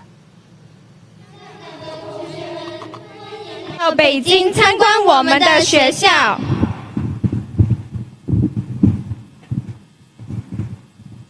哇，中關村第3小學真係 Wow! The school is so beautiful, so big at Zhongguancun. And the students here are so passionate taking us for visits. And in addition to exchanges and studies, we also exchange souvenirs and we add WeChats. My new friends wants to come visit Hong Kong. And also the affiliated School of Renmin Universities arranged great performances for us. We also talked about how to face up to the challenges of food securities, and we talked about the challenges and opportunities of China. In addition to that, we also have some extracurricular activities. Really good English. 我就中意參觀清華大學，嗰度真係人傑。We also visited Tsinghua universities. All of them are so great. They have high ambitions, I also want to visit Tsinghua in the future. We also appreciate the passions of our mainland counterpart for the countries. They have great visions, and we also need to learn from them to have bigger ambitions and bigger responsibility for national security. Right, although we are in different places, but we have the same resolute. 牵手心连心，一起实现中国梦。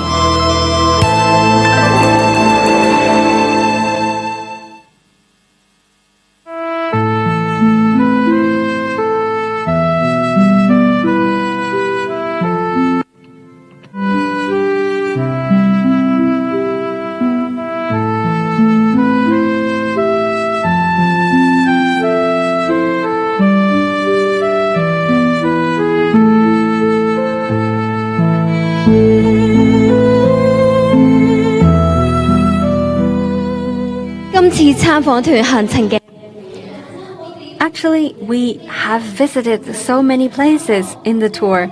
Each experience, each phases of our tour gets us to realize the importance of national security even more. We gather together to form a universe safeguarding national security.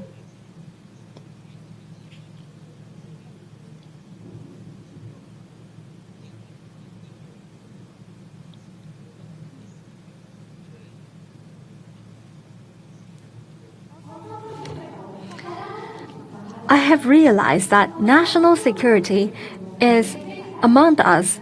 It is the foundation for our dreams and for our lives. Otherwise, we'll experience the black riots like 2019 again. National security is exchanged for generations of hard work and effort. We need to cherish the hard-earned happy life. We need to safeguard national securities and contribute our part. When I grow up, I will respect even more my parents, my motherland. When I see the sacrifice of my predecessors, it reminds me of one sentence: don't forget the things. Rich history, diverse cultures, and also the importance of national security. Despite the end of the tour, these periods and the friendship that I gained will be my treasures for the entire life.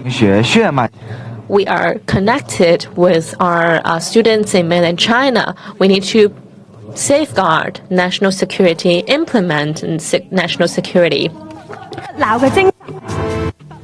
We need to bear in mind our spirit to safeguard national securities. Don't forget where we come from and bear in mind our responsibility. The young generations will continue to shoulder the important responsibility of achieving the rejuvenation of Chinese nation.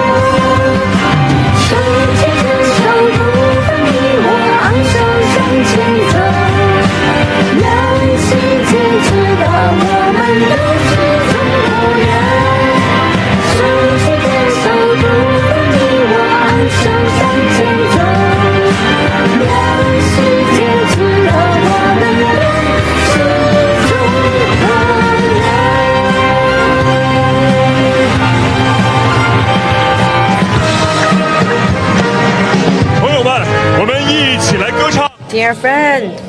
Let's sing Ode to the Motherland together. 请各位嘉宾 Dear guests, please stand up. Let's join in the chorus.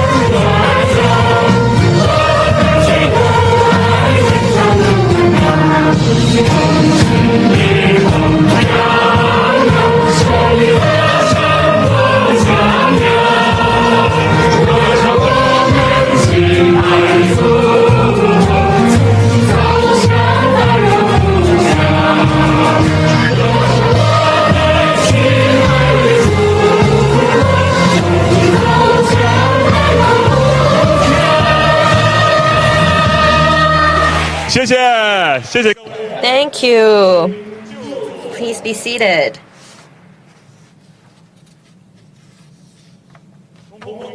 可以演出喺短劇中有好多台詞咧，都取自於參訪團學生嘅親身體會，充分展現咗同學們澎湃嘅心情啊！喺天安門廣場上面飄揚嘅國旗係中國人嘅自豪。如果冇紅軍當年25000里嘅英勇壯舉 Without the sacrifice of the Red Armies back then, we wouldn't have our happy lives. Without the central government's decision to develop the 2 bombs, 1 satellites, and without the sacrifice spirit of scientists like Qian Xuesen, who dedicated themselves to the motherland, we wouldn't have the stabilities we enjoy today. Right, strike first to avoid a 100 blow. It is a familiar saying that is more applicable today. In today's tense geopolitical environment, this is so timely. As Chinese people, we must be unyielding in forging our own path for our country and our own people. Students have gained an invaluable lesson in their growth. To express their gratitude to the SAR government and liaison office, we'd like to present a thank you card signed by them. Now may we invite Mr. Zhang Li, Chief Executive of HKSAR, and Mr. Zheng Yanxiong, Director of Liaison Office, to step to the stage to receive the thank you card by the student representatives. We would like to invite Mr. John Li, Chief Executive, and Mr. Zheng Yanxiong, the Director of Liaison Office, on stage to receive the card of appreciation. 可以，好啦，請各位就位，我哋影一張大。Now we'll like to have a group photo together. Please look at the photographer, smile.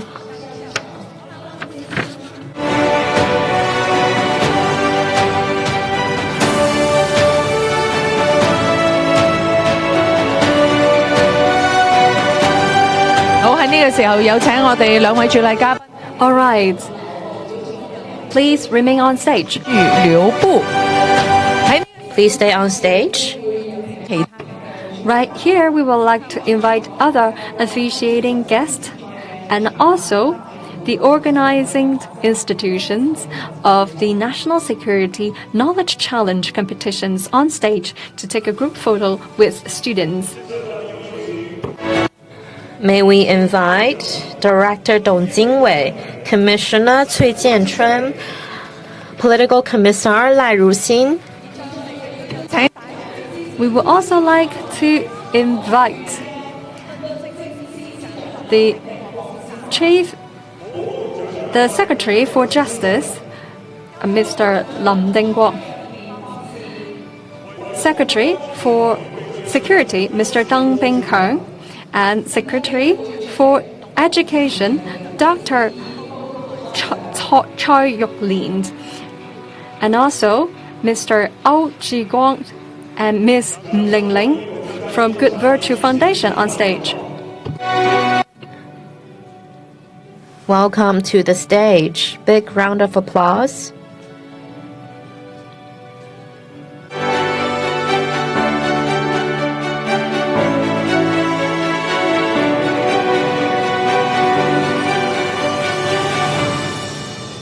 All right, we would like to invite the students from the choir on stage. Coming up, we will have another group photo.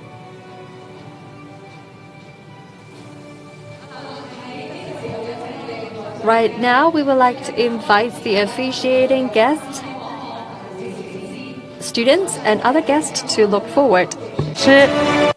Please look at the photographer.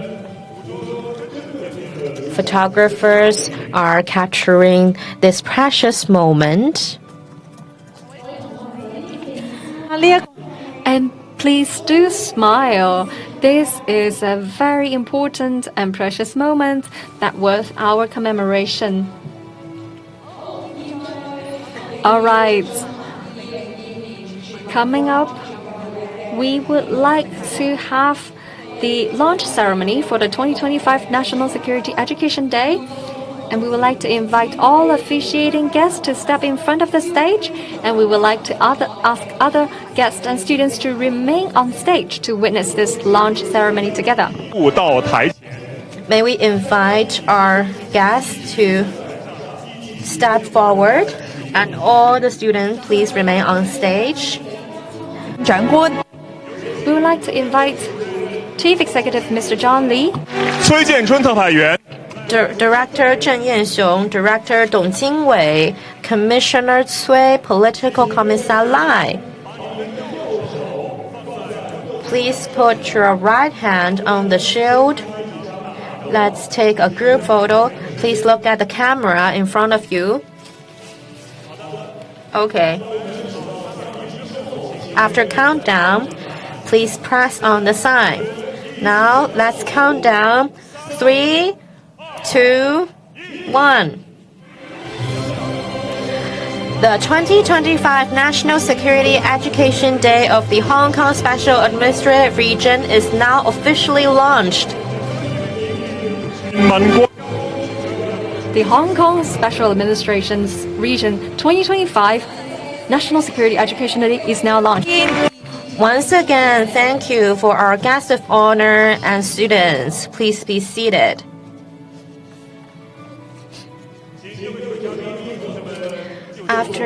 Please be seated. All the guests of honor, all the students, please be seated. Our guest of honor needs to leave now due to busy schedule. Let's give them a warm round of applause to their presence today. Some of our officiating guests need to leave for other official duties. Let us once again show our appreciation to thank all our officiating guests.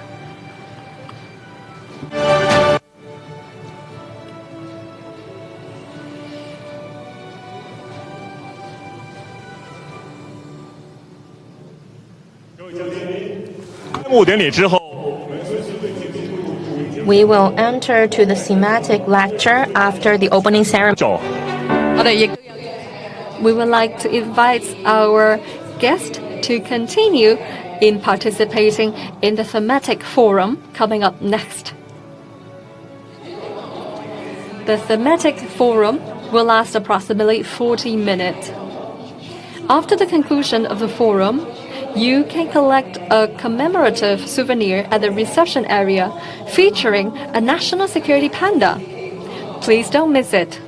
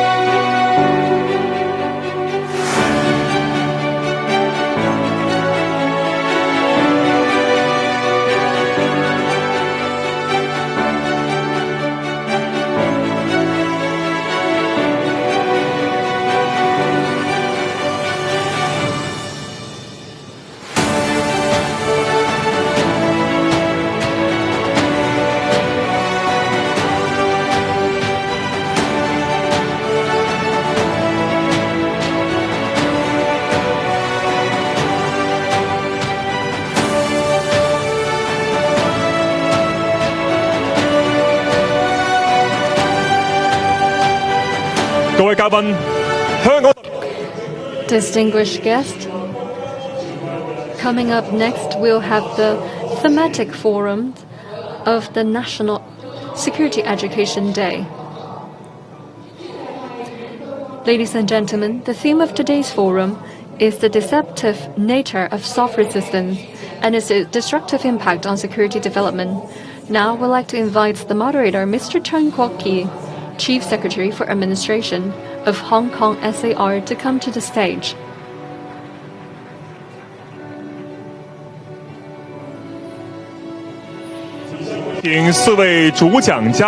May we invite our 4 speakers to the stage? They are Professor Huang Dahui, Professor at the School of International Studies, Renmin University of China, and Chief Expert of the National Security, and Professor Lau Xiu,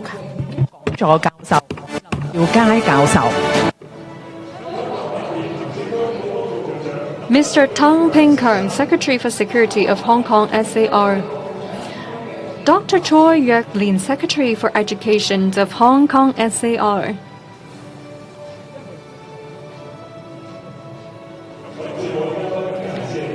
Many thanks. 請就座，請。 Please be seated. 以下我們將時間。 Now, may we pass the floor to Mr. Chan Kuo-ki. 劉兆佳教授、鄧局長。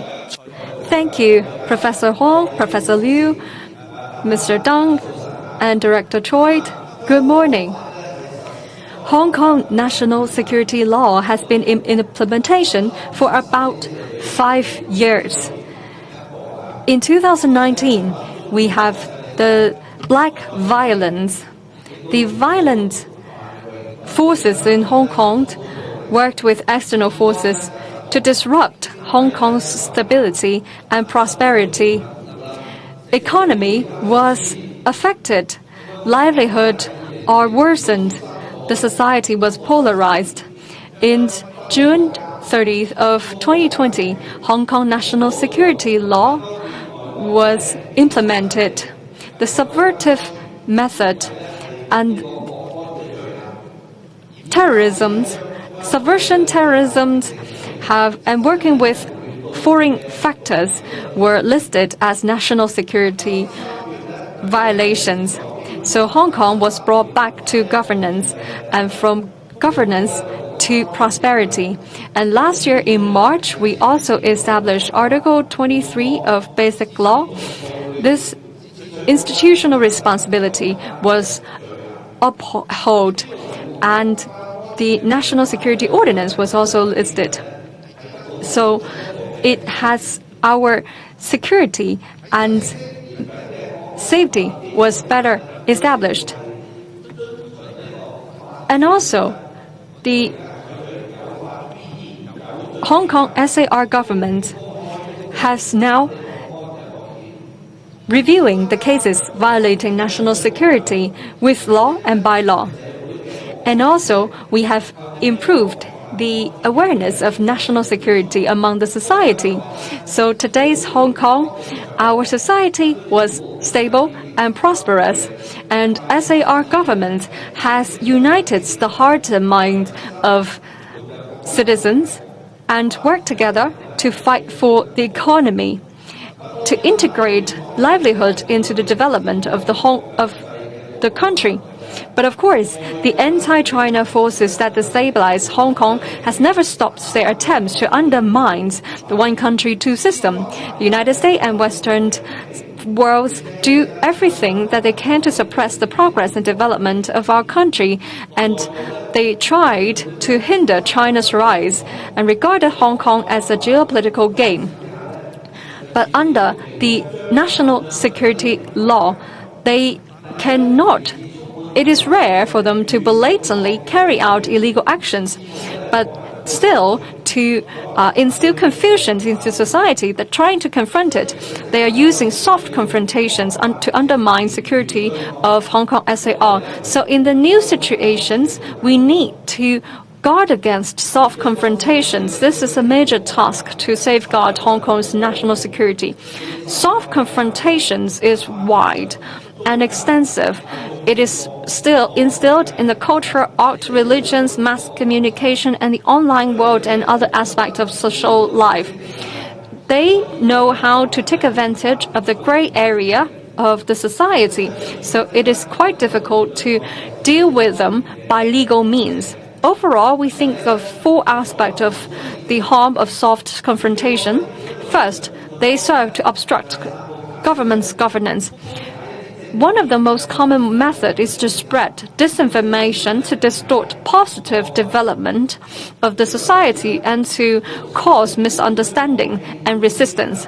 Say, for example, earlier, the government of Hong Kong SAR promoted the mutual aid mechanism for promoting organ donations and cross-boundary organ transplantation. This is a good policy, but those people with bad intentions spreaded rumors which says that donated organs will be transferred to the mainland, and false news has been spread all the ways, and they encourage organ donors to cancel their registration. But fortunately, the government quickly refuted the rumors and responded to the facts and affecting their cognitions and exacerbated. They serve to exacerbate internal frictions, but more than that, they want to excite a sense of confrontations and provoke resentment and mobilize people's mind. And they want to accumulate energies and organize anti-government actions again. And the third target, of course, they want to damage Hong Kong's image. Soft confrontations, say, for example, they do under the pretext of safeguarding human rights, freedoms, and democracies, but they want to use this pretext to fabricate facts and to bury the truth. And also, they act in a biased and sensational manner, manipulating public opinions, and external forces also used to echo internal forces. And worse, they want to hinder Hong Kong's internal connections. Fourth, they serve to poison our citizens, especially young people. Under the protections of basic laws, everyone in Hong Kong enjoys full freedoms in accordance to their right.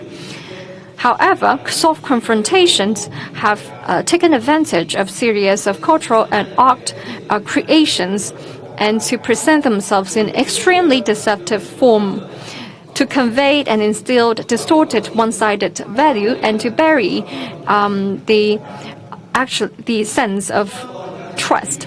They want to spread hatred across toward the governments of central governments and Hong Kong SAR. So over time, they will deeply affect people's mind. While Hong Kong wants to innovate and wants to integrate itself to the overall development of the country, so stability is important. We need to prevent black violence with the national security law. But more than that, the soft confrontation will also spread misinformation and to distort our confidence in government. So we need to effectively eliminate such kinds of soft confrontations. So today, we are very happy to invite guests today. We have Professor Huang Dahui, Professor at the School of International Studies of Renmin University, Professor Liu Zhaojia, Advisor to National Hong Kong and Macau Research Association, Mr. Teng Ping Kong, Dr. Choi Yuk Lin. They will talk about soft confrontation from different manner. We would like to invite Professor Huang first, please.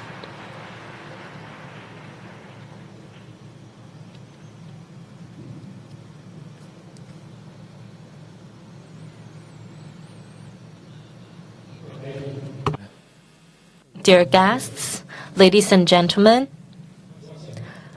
good morning.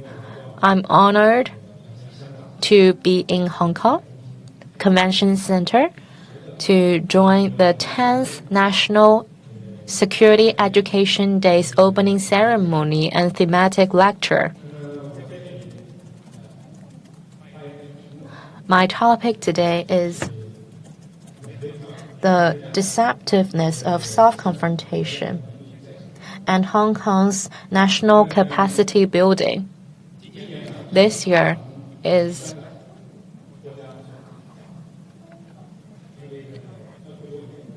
the 40th anniversary of national security law in Hong Kong and the first anniversary of the pass of national security ordinance. And this year is also the 10th anniversary for the national security in Hong Kong. On this special day, we host this very grand ceremony, very meaningful, especially for Hong Kong. For the National Development Plan, Hong Kong plays a strategic role.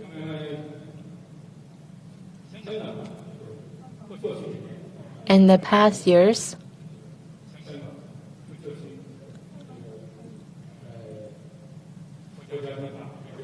with the National Security Law and Ordinance approval, we can see in the past few years, Hong Kong's national security situation changes a lot.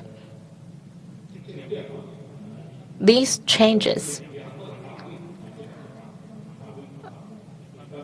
are closely related to the approval of the two laws.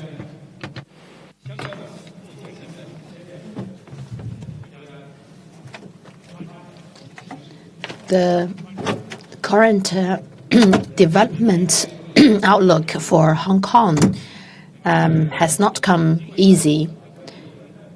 Despite of this, we have to see that behind this stability and this prosperity, there are still internal and external destroying forces. And those who would like to disrupt Hong Kong. Soft confrontation is what is destroying Hong Kong's stability and prosperity at the moment. When we talk about soft confrontation, we know that on the surface of it, it's all about non-violence, but actually, it's dissemination of fake news and to endanger national security, social stability. And we also have to see that it is not only in Hong Kong. It also exists in other developed countries, including Middle East and also East Europe. In the past years, we've also seen color revolution happening in East Europe. And soft confrontation is a very important form of it. And now I want to share with you my understanding of soft confrontation in the perspective of international relationships. Soft confrontation is the actual practice of the Western countries' war in ideology. In recent years, ideology conflict has emerged in the whole context of competition between countries. Public opinions are weaponized. It's a kind of war. So this war of perception, we need to pay close attention to. First is where it is applied, how it is applied, and also the characteristics of it. In terms of where it is applied, this war of perception, we see now mainly it is attacking in the gray areas in the digital sphere. And then let's look at how it is applied. The war of perception leverages social media to manipulate public opinions and intending to cause very big impact on the society. And that is very similar to soft confrontation. And the war of perception leverages also big data and AI, as well as other emerging new technologies. We need to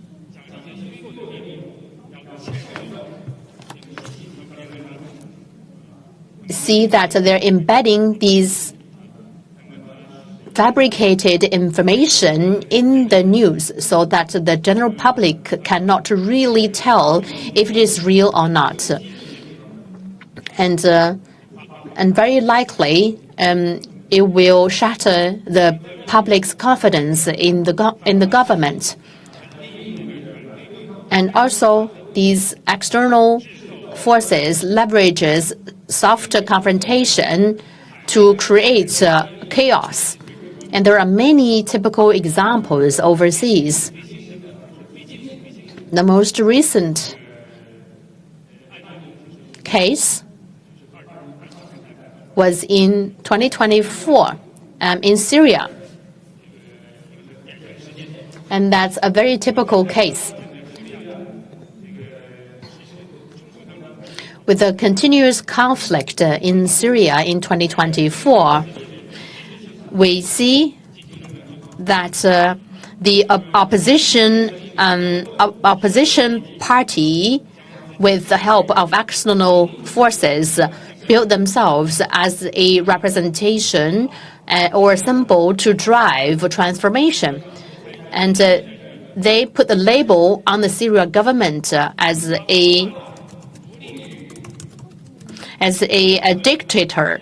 And they have disseminated a lot of fabricated information about the government. And in the end, we see that the opposition party successfully subverted the Syrian government's authority. And the consequence of that is very serious inflation in the society. The prices of food gone up very dramatically. The infrastructure services were all destroyed. So the ultimate result of a soft confrontation is the Syrian people became the victims.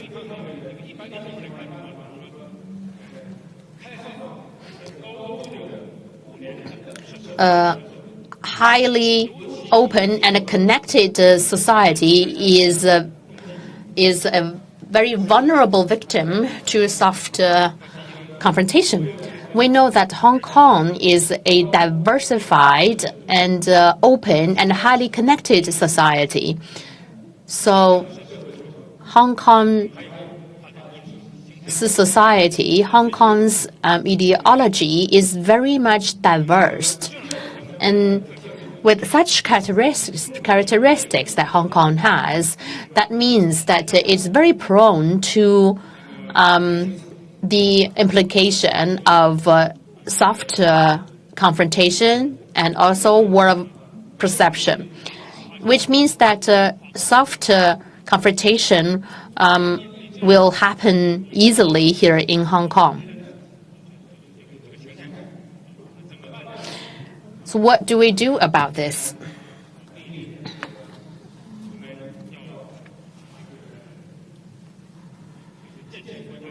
We have to improve the national security system,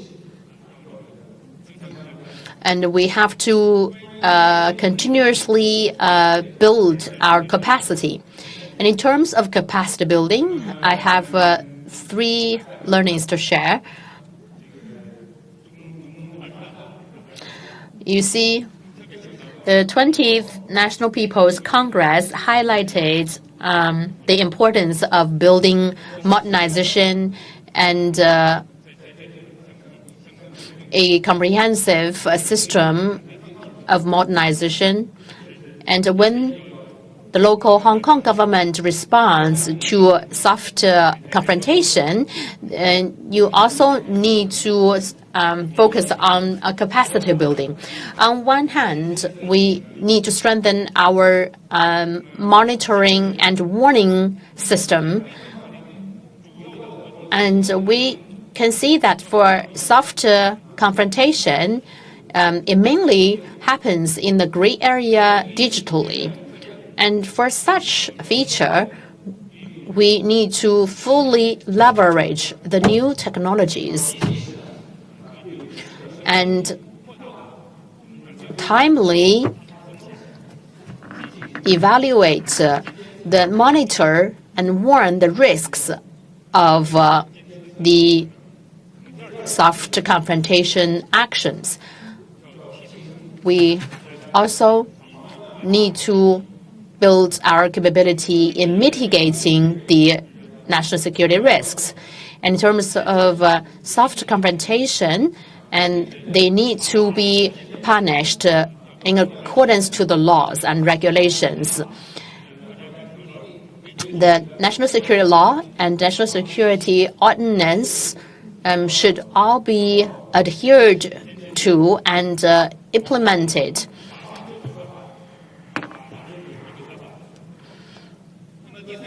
And thirdly, in terms of the capacity or capability in monitoring and warning and risk mitigation,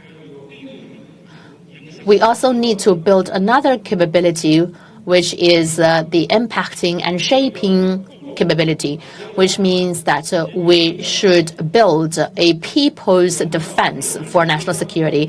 For both soft confrontation and war of perception, the essence of them are war to win people's heart. So this is a intangible war. And so what's most important is to build people's cultural confidence and to build this defense line in people's heart. And this year is the 10th anniversary for the National Security Education Day. In the past decades, for both mainland China and Hong Kong, we have seen great importance attached to national security education, and this is crucial. After the opening up and reform policy was implemented in China, our country entered into a stage that focuses more on development. Sino and foreign relationships have been improved, and China focuses on economic development. And the Western countries, especially the U.S., have been collaborating with our country over those years. And we did not have a big national security issue. And in that context, and the people's awareness of national security was not strong enough. And there have been a lot of issues in the past 2 or 3 decades. But after the 18th National People's Congress, China has entered into a new era and shifting from development as a priority to prioritizing both development and security. And the central government always emphasized on coordinating development and national security. And in the 19th learning session of the China's Political Bureau, President Xi emphasized that we have to develop and we have to safeguard security. Both are priorities for us. And we need to coordinate between the two. Under such backdrop, now we have embraced the 10th National Security Education Day, and we need to leverage this opportunity to promote national security education. Right now is the stage of popularization, and we would like to further improve the quality and width and depth of it. Education, law, and culture should all be covered so that we could build a comprehensive safeguarding network. The people have to know about the laws, regulations, and enforce laws, regulations so that we could address the challenges brought about by soft confrontation. Only by doing so, we can safeguard the security and development for the Hong Kong SAR. That's all from me. Thank you. Thank you very much, Professor Huang, for the sharing. Now we are talking about an awareness battle when it comes to a soft power battle.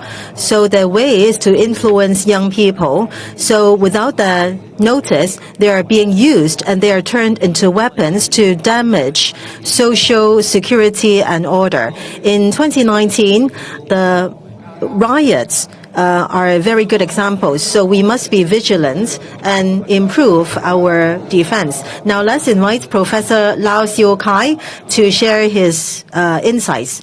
Please, Professor Lau.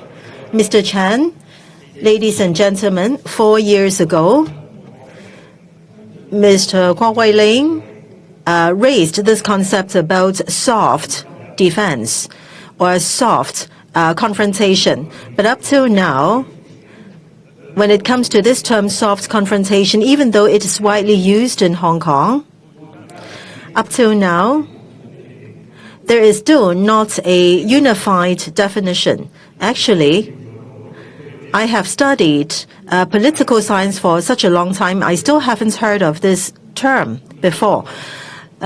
Talking about the nature of soft confrontation, it can be summarized as hidden actions, thought infiltration, psychological battle, awareness battle, ideology battle, color, revolution, political subversion, and so on. All these are academic areas.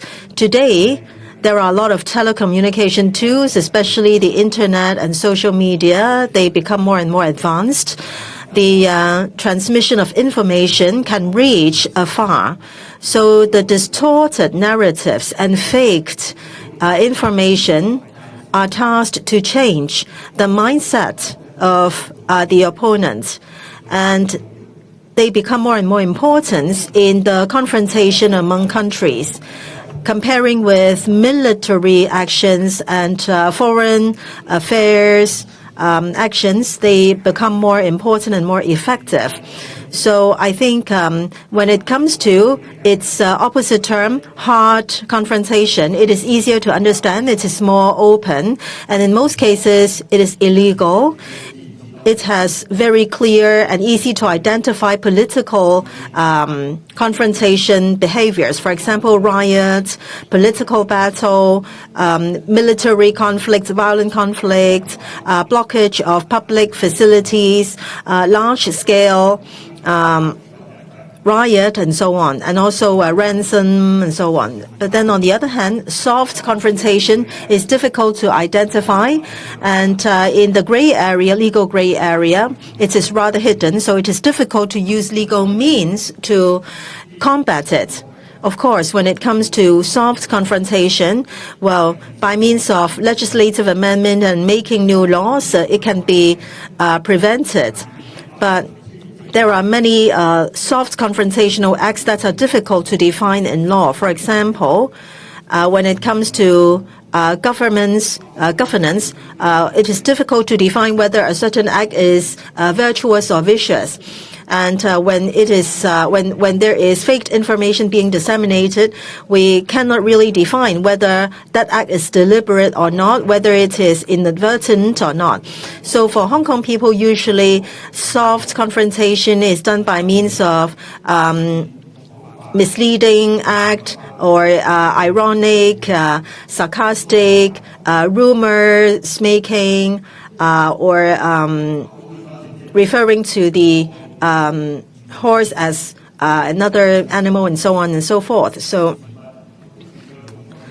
I think this is actually malicious interpretation of fact, and it is also a principle of conspiracy affecting people's understanding and awareness of issues. As a result, unsettled feelings or panic is being created in society.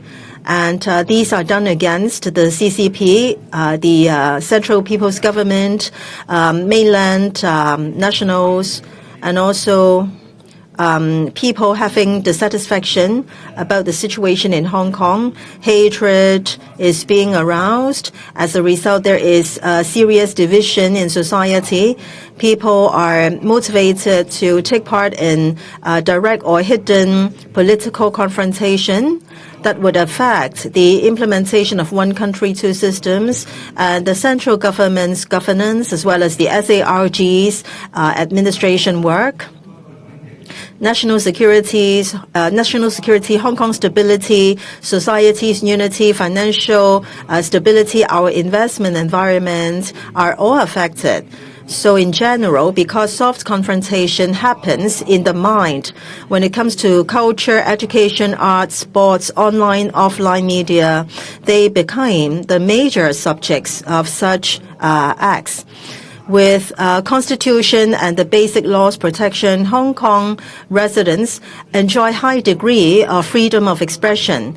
So rivals, both inside and outside Hong Kong, can make use of all these different channels. With the national security law and also local legislation about defending national security, in terms of defending national security, we have the legal system and implementation framework that is more and more sound. So in the past, there was almost no longer hard confrontation. However, it doesn't mean that external rivals will call it an end. When it comes to the failure of color revolution in Hong Kong, these external elements still felt very aggrieved, and they were not able to accept the current order. They came up with different ways to hinder the governance of SARG and the central government, so that Hong Kong, they would like to turn Hong Kong to a base to upturn national security. So on this front, they possess huge resources and they have different tools. But then the external rivals are being separated. And 10 odd years ago, the U.S. already defined China as strategic competitor or even strategic enemy.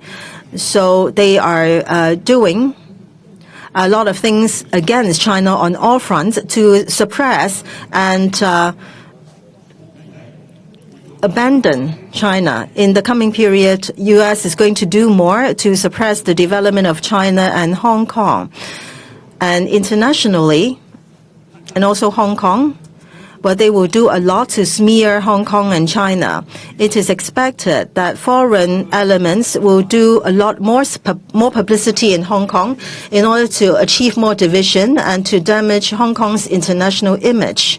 So in our country's development process, they would undermine Hong Kong's possible contribution.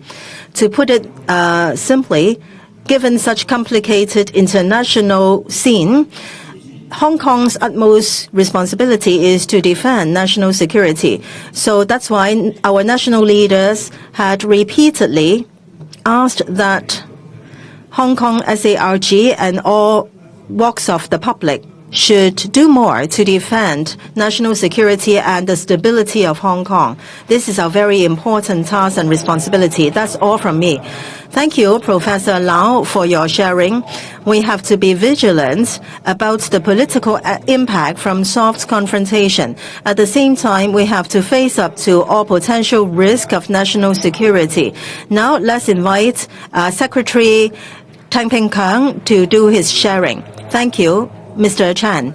Ladies and gentlemen, greetings. Today I'm very happy to share with you how we can face up to national security risk and potential danger arising from soft confrontation.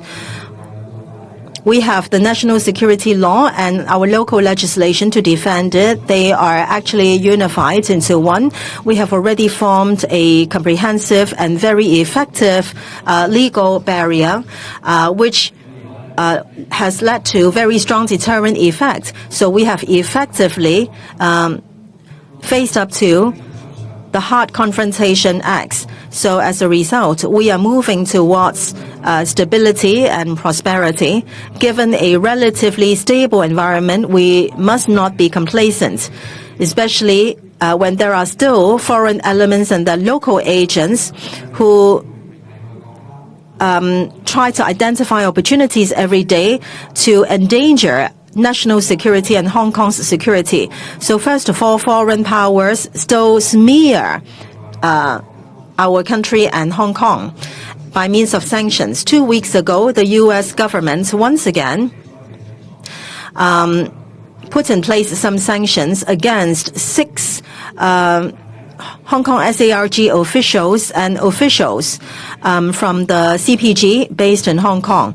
But then we will continue to stand firm in our positions and we will definitely defend our national security. Besides, there are Hong Kong rioters who have fled overseas and they continue to publicize the independence of Hong Kong.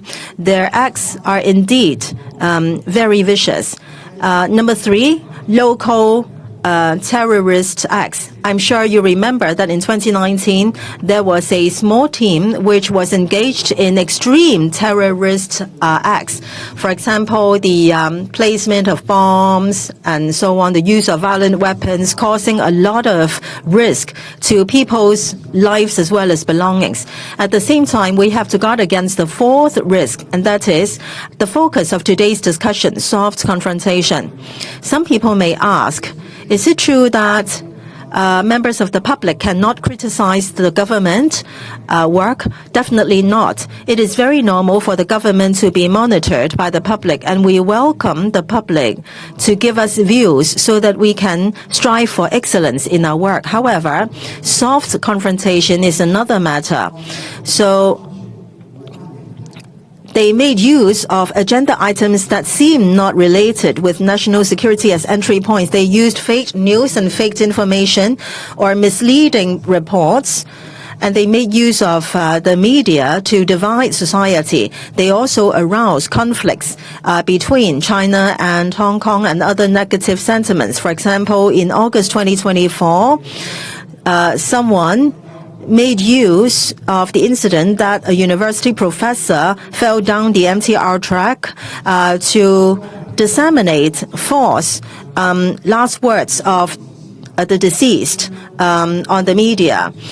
As a result, actually their purpose is to incite hatred of the Hong Kong SARG. As a result, the police immediately took actions to arrest 2 persons. So this shows that any social topic will be taken advantage of by these bad elements to divide our society. So we must unite together and combat soft confrontation on all fronts. First of all, we have to enhance and step up our intelligence collection work. The former Secretary of State of the U.S. said clearly that the CIA used theft and deception to achieve their goals. And also, another former official of the U.S. government admitted frankly that they used color revolution to overturn political powers that are not in line with the U.S. line to take. So we have to make sure that we guard against all these acts. We must be law-abiding, and we must enforce the law to combat or to eradicate all acts that endanger national security. For those words or remarks that smear our country and SARG, we have to rebut and correct them right away. There are local magazines and newspapers which from time to time make misleading reports. We must rebut these remarks. Since the promulgation of the National Security Law, the Security Bureau, in relation to misleading and false representation and reports, have made 200 rebuttals to showcase to the public the real facts. Number 3, we have to improve our legal tools. National security challenges are ever-changing. As a result, we have to review our risk and improve our laws and legal systems and enforcement system. For example, we have enhanced our social worker ordinance so that those people who have been convicted for national security offenses cannot be registered social workers. Now, we have to also enhance cross-departmental cooperation.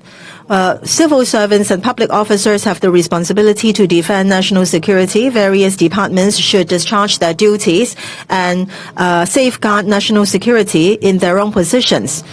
And they should also promote the awareness of national security among various stakeholders. In first half this year, we are going to issue guidelines on how public officers should discharge their duty to safeguard national security in their positions. For example, they should pay attention to the existence of soft confrontation and take proactive acts. Finally, we should deepen education and publicity work to help the public to understand the concept of national security and potential soft confrontation acts so that we can improve people's awareness about legal compliance so that they will not be affected by soft confrontation. Ladies and gentlemen, safeguarding national security is of utmost importance. While international situation is very complicated, the bad elements will lead to even stronger unity among us. The Security Bureau will put in very strong effort to guard against any bad acts against national security. Let me remind you, soft confrontation fears telling the truth. So we hope that the evil power will become weaker and weaker. Thank you. Thank you, Mr. Tang, for your sharing. Thank you for explaining how the SARG faces up to potential national security threats and risk. Now, let's invite Ms. Choi to speak. Thank you. Ladies and gentlemen, greetings. There's a saying that because of evil remarks, then it is easy to lead to death of a country.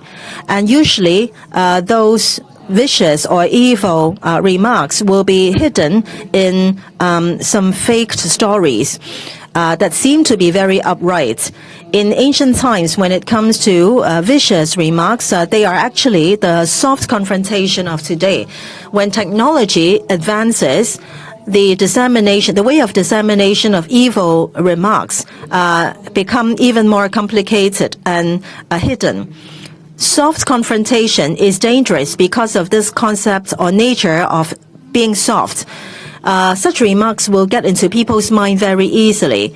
Some people make use of the identity as speech therapists to create stories. They use the wolf to represent the central government, and members of the public are depicted as the innocent sheep. So national security is being turned into weapons, and the bad rioters are described as heroes. Now, these storybooks and stories should teach students or children to learn the truth. However, they are used as weapons to disseminate hatred or instill hatred into people. There are also different rumors on the media, on the internet, and then amidst normal learning, some political stances are being disseminated. As a result, normal learning actions or behaviors are being depicted as being forced to give way to the central government. As a result, students are given some very extreme and even wrong values.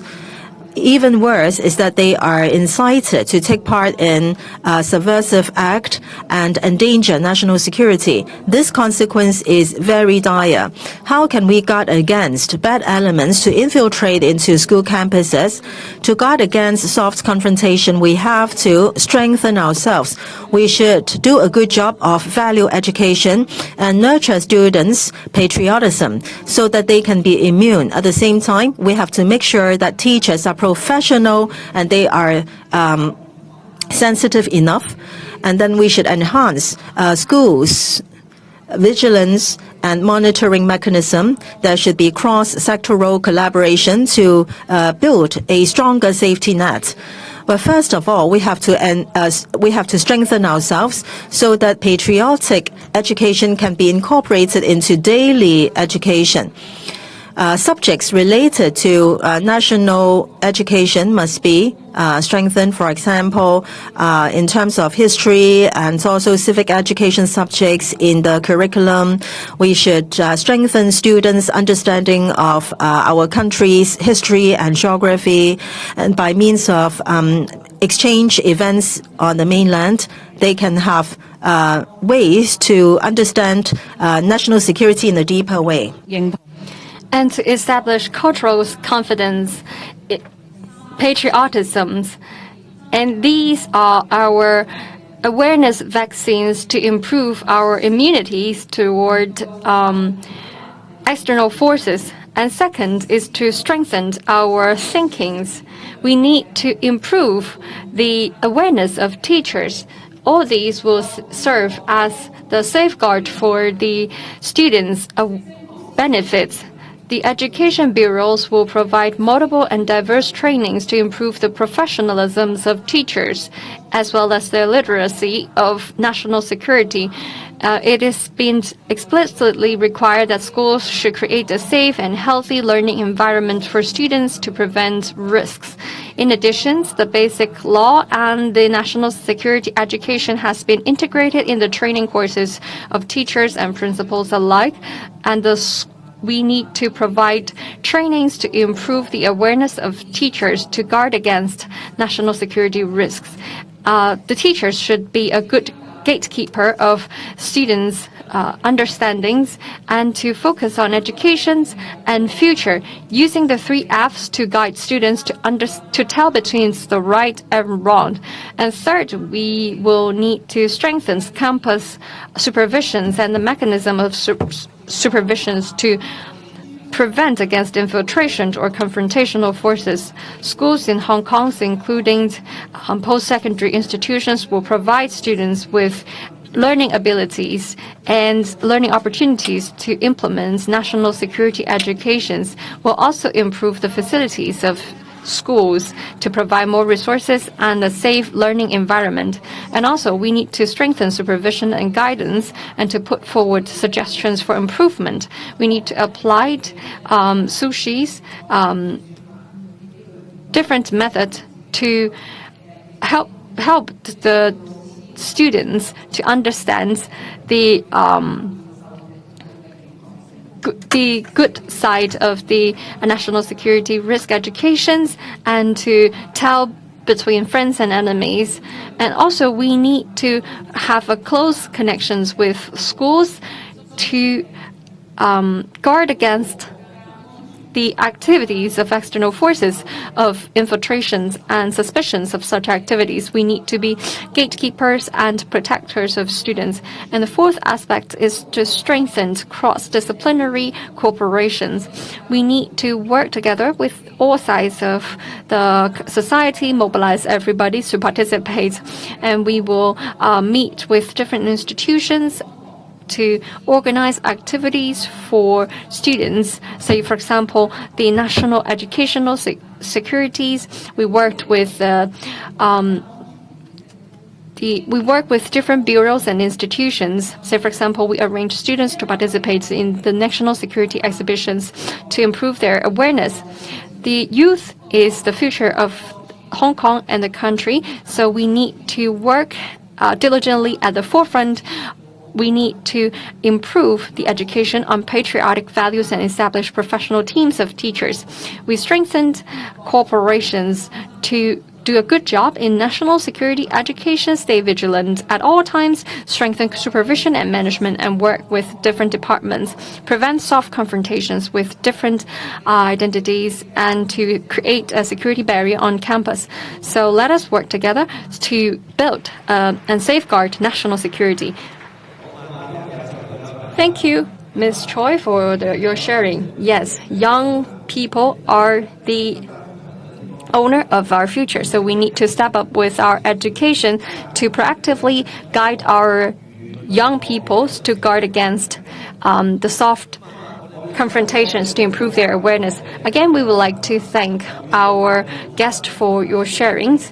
We've talked about the characteristics and the methods of soft confrontations. We also talked about the challenges and the methods to cope with that. Soft confrontations will affect political security, social stability, and economic development. It is a major risk. It is secondary to or similar to hard confrontations, just like Professor Huang mentions. The victims are the society and citizens at large, so we need to suppress and eliminate the risk of soft confrontations in a timely and comprehensive manner. This is the task and the target of the Hong Kong SAR government. First, we need to implement the principle of patriotics administering Hong Kong. We need to eliminate the anti-China people from our administrating teams. So in the past, due to loopholes in the legal systems, some institutions, to different extents, are affected by the infiltrations of anti-China factors. They became the platforms to be against the central government and the Hong Kong SAR government.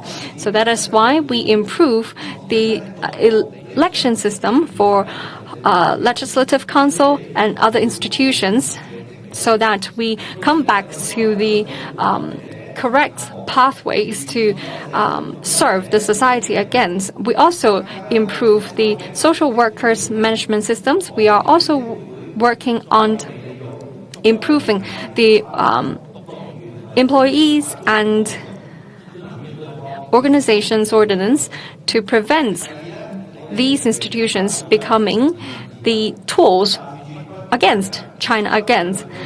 We will protect freedom of speech, but we will not tolerate false information smearing of the governments in Hong Kong SAR and China to further prevent misunderstanding on the society. Just like Professor Liu mentioned, it's very difficult to tell between the intentions of spreading false information. So disregard of the intentions, we will step up in a timely manner to stop the spreading of false information and to provide the truth. If such spreading of misinformation is proven a crime, or if it is possible that it becomes a violations of other laws and regulations in Hong Kong SAR, we will implement the law. And the third work of the government is to improve our communications. We will not give opportunities for anti-China, anti-Hong Kong peoples any chance to spread information when policy was launched or when development projects is about to be launched. Then, of course, there will be different voices in the society. And also, there could be some dissatisfactions as well. But the anti-China, anti-Hong Kong people might use this as an opportunity to incite dissatisfactions or negative sentiments against the Hong Kong government. So we need to work together. Say, for example, the Legislative Council member and the District Council member and other government employees, we need to have more engagements with citizens. If we see that there are misunderstandings on policies by some citizens, we need to correct such misunderstanding as soon as possible. We'll also collect information for better improvement of our policies. And also, we need to work with the mainstream values to improve the awareness and the qualities of our citizens in the era of smart era. And also, we need to establish preventative walls in the mentality of citizens. We need to strengthen patriotism and recognition of Chinese culture, as well as love for the country. We need to contribute to Hong Kong and China at large. And also, we need to communicate the risks and harm of self-confrontation to the society. We need to improve the capacity to guard against self-confrontations so that we can establish a healthy consensus in the whole societies against such acts. We need to be proactive, and the government will continue to uphold the principles of pragmatism to improve our capacity and to create a better, more harmonious and more stable society. So we believe that we will continue to stick to reforms so that we can improve the livelihood for people in the future.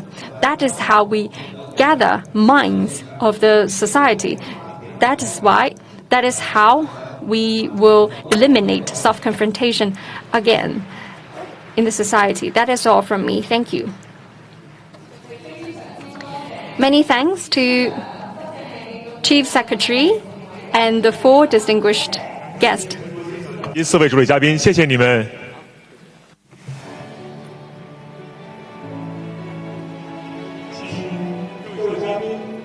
For the distinguished guests, please remain on the stage and we will take a group photo.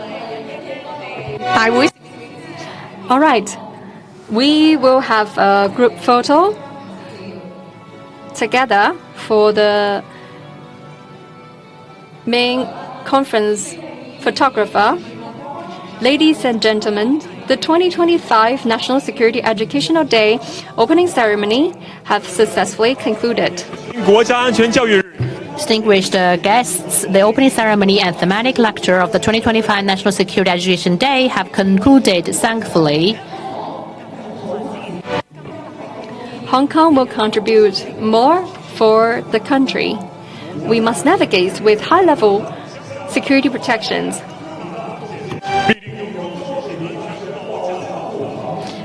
With high-level security safeguarding Hong Kong's better development and great contributions, the future is bright. As you leave, please remember to take the commemorative souvenirs the organizers have prepared for us. We will see you next year. We will see you all next year.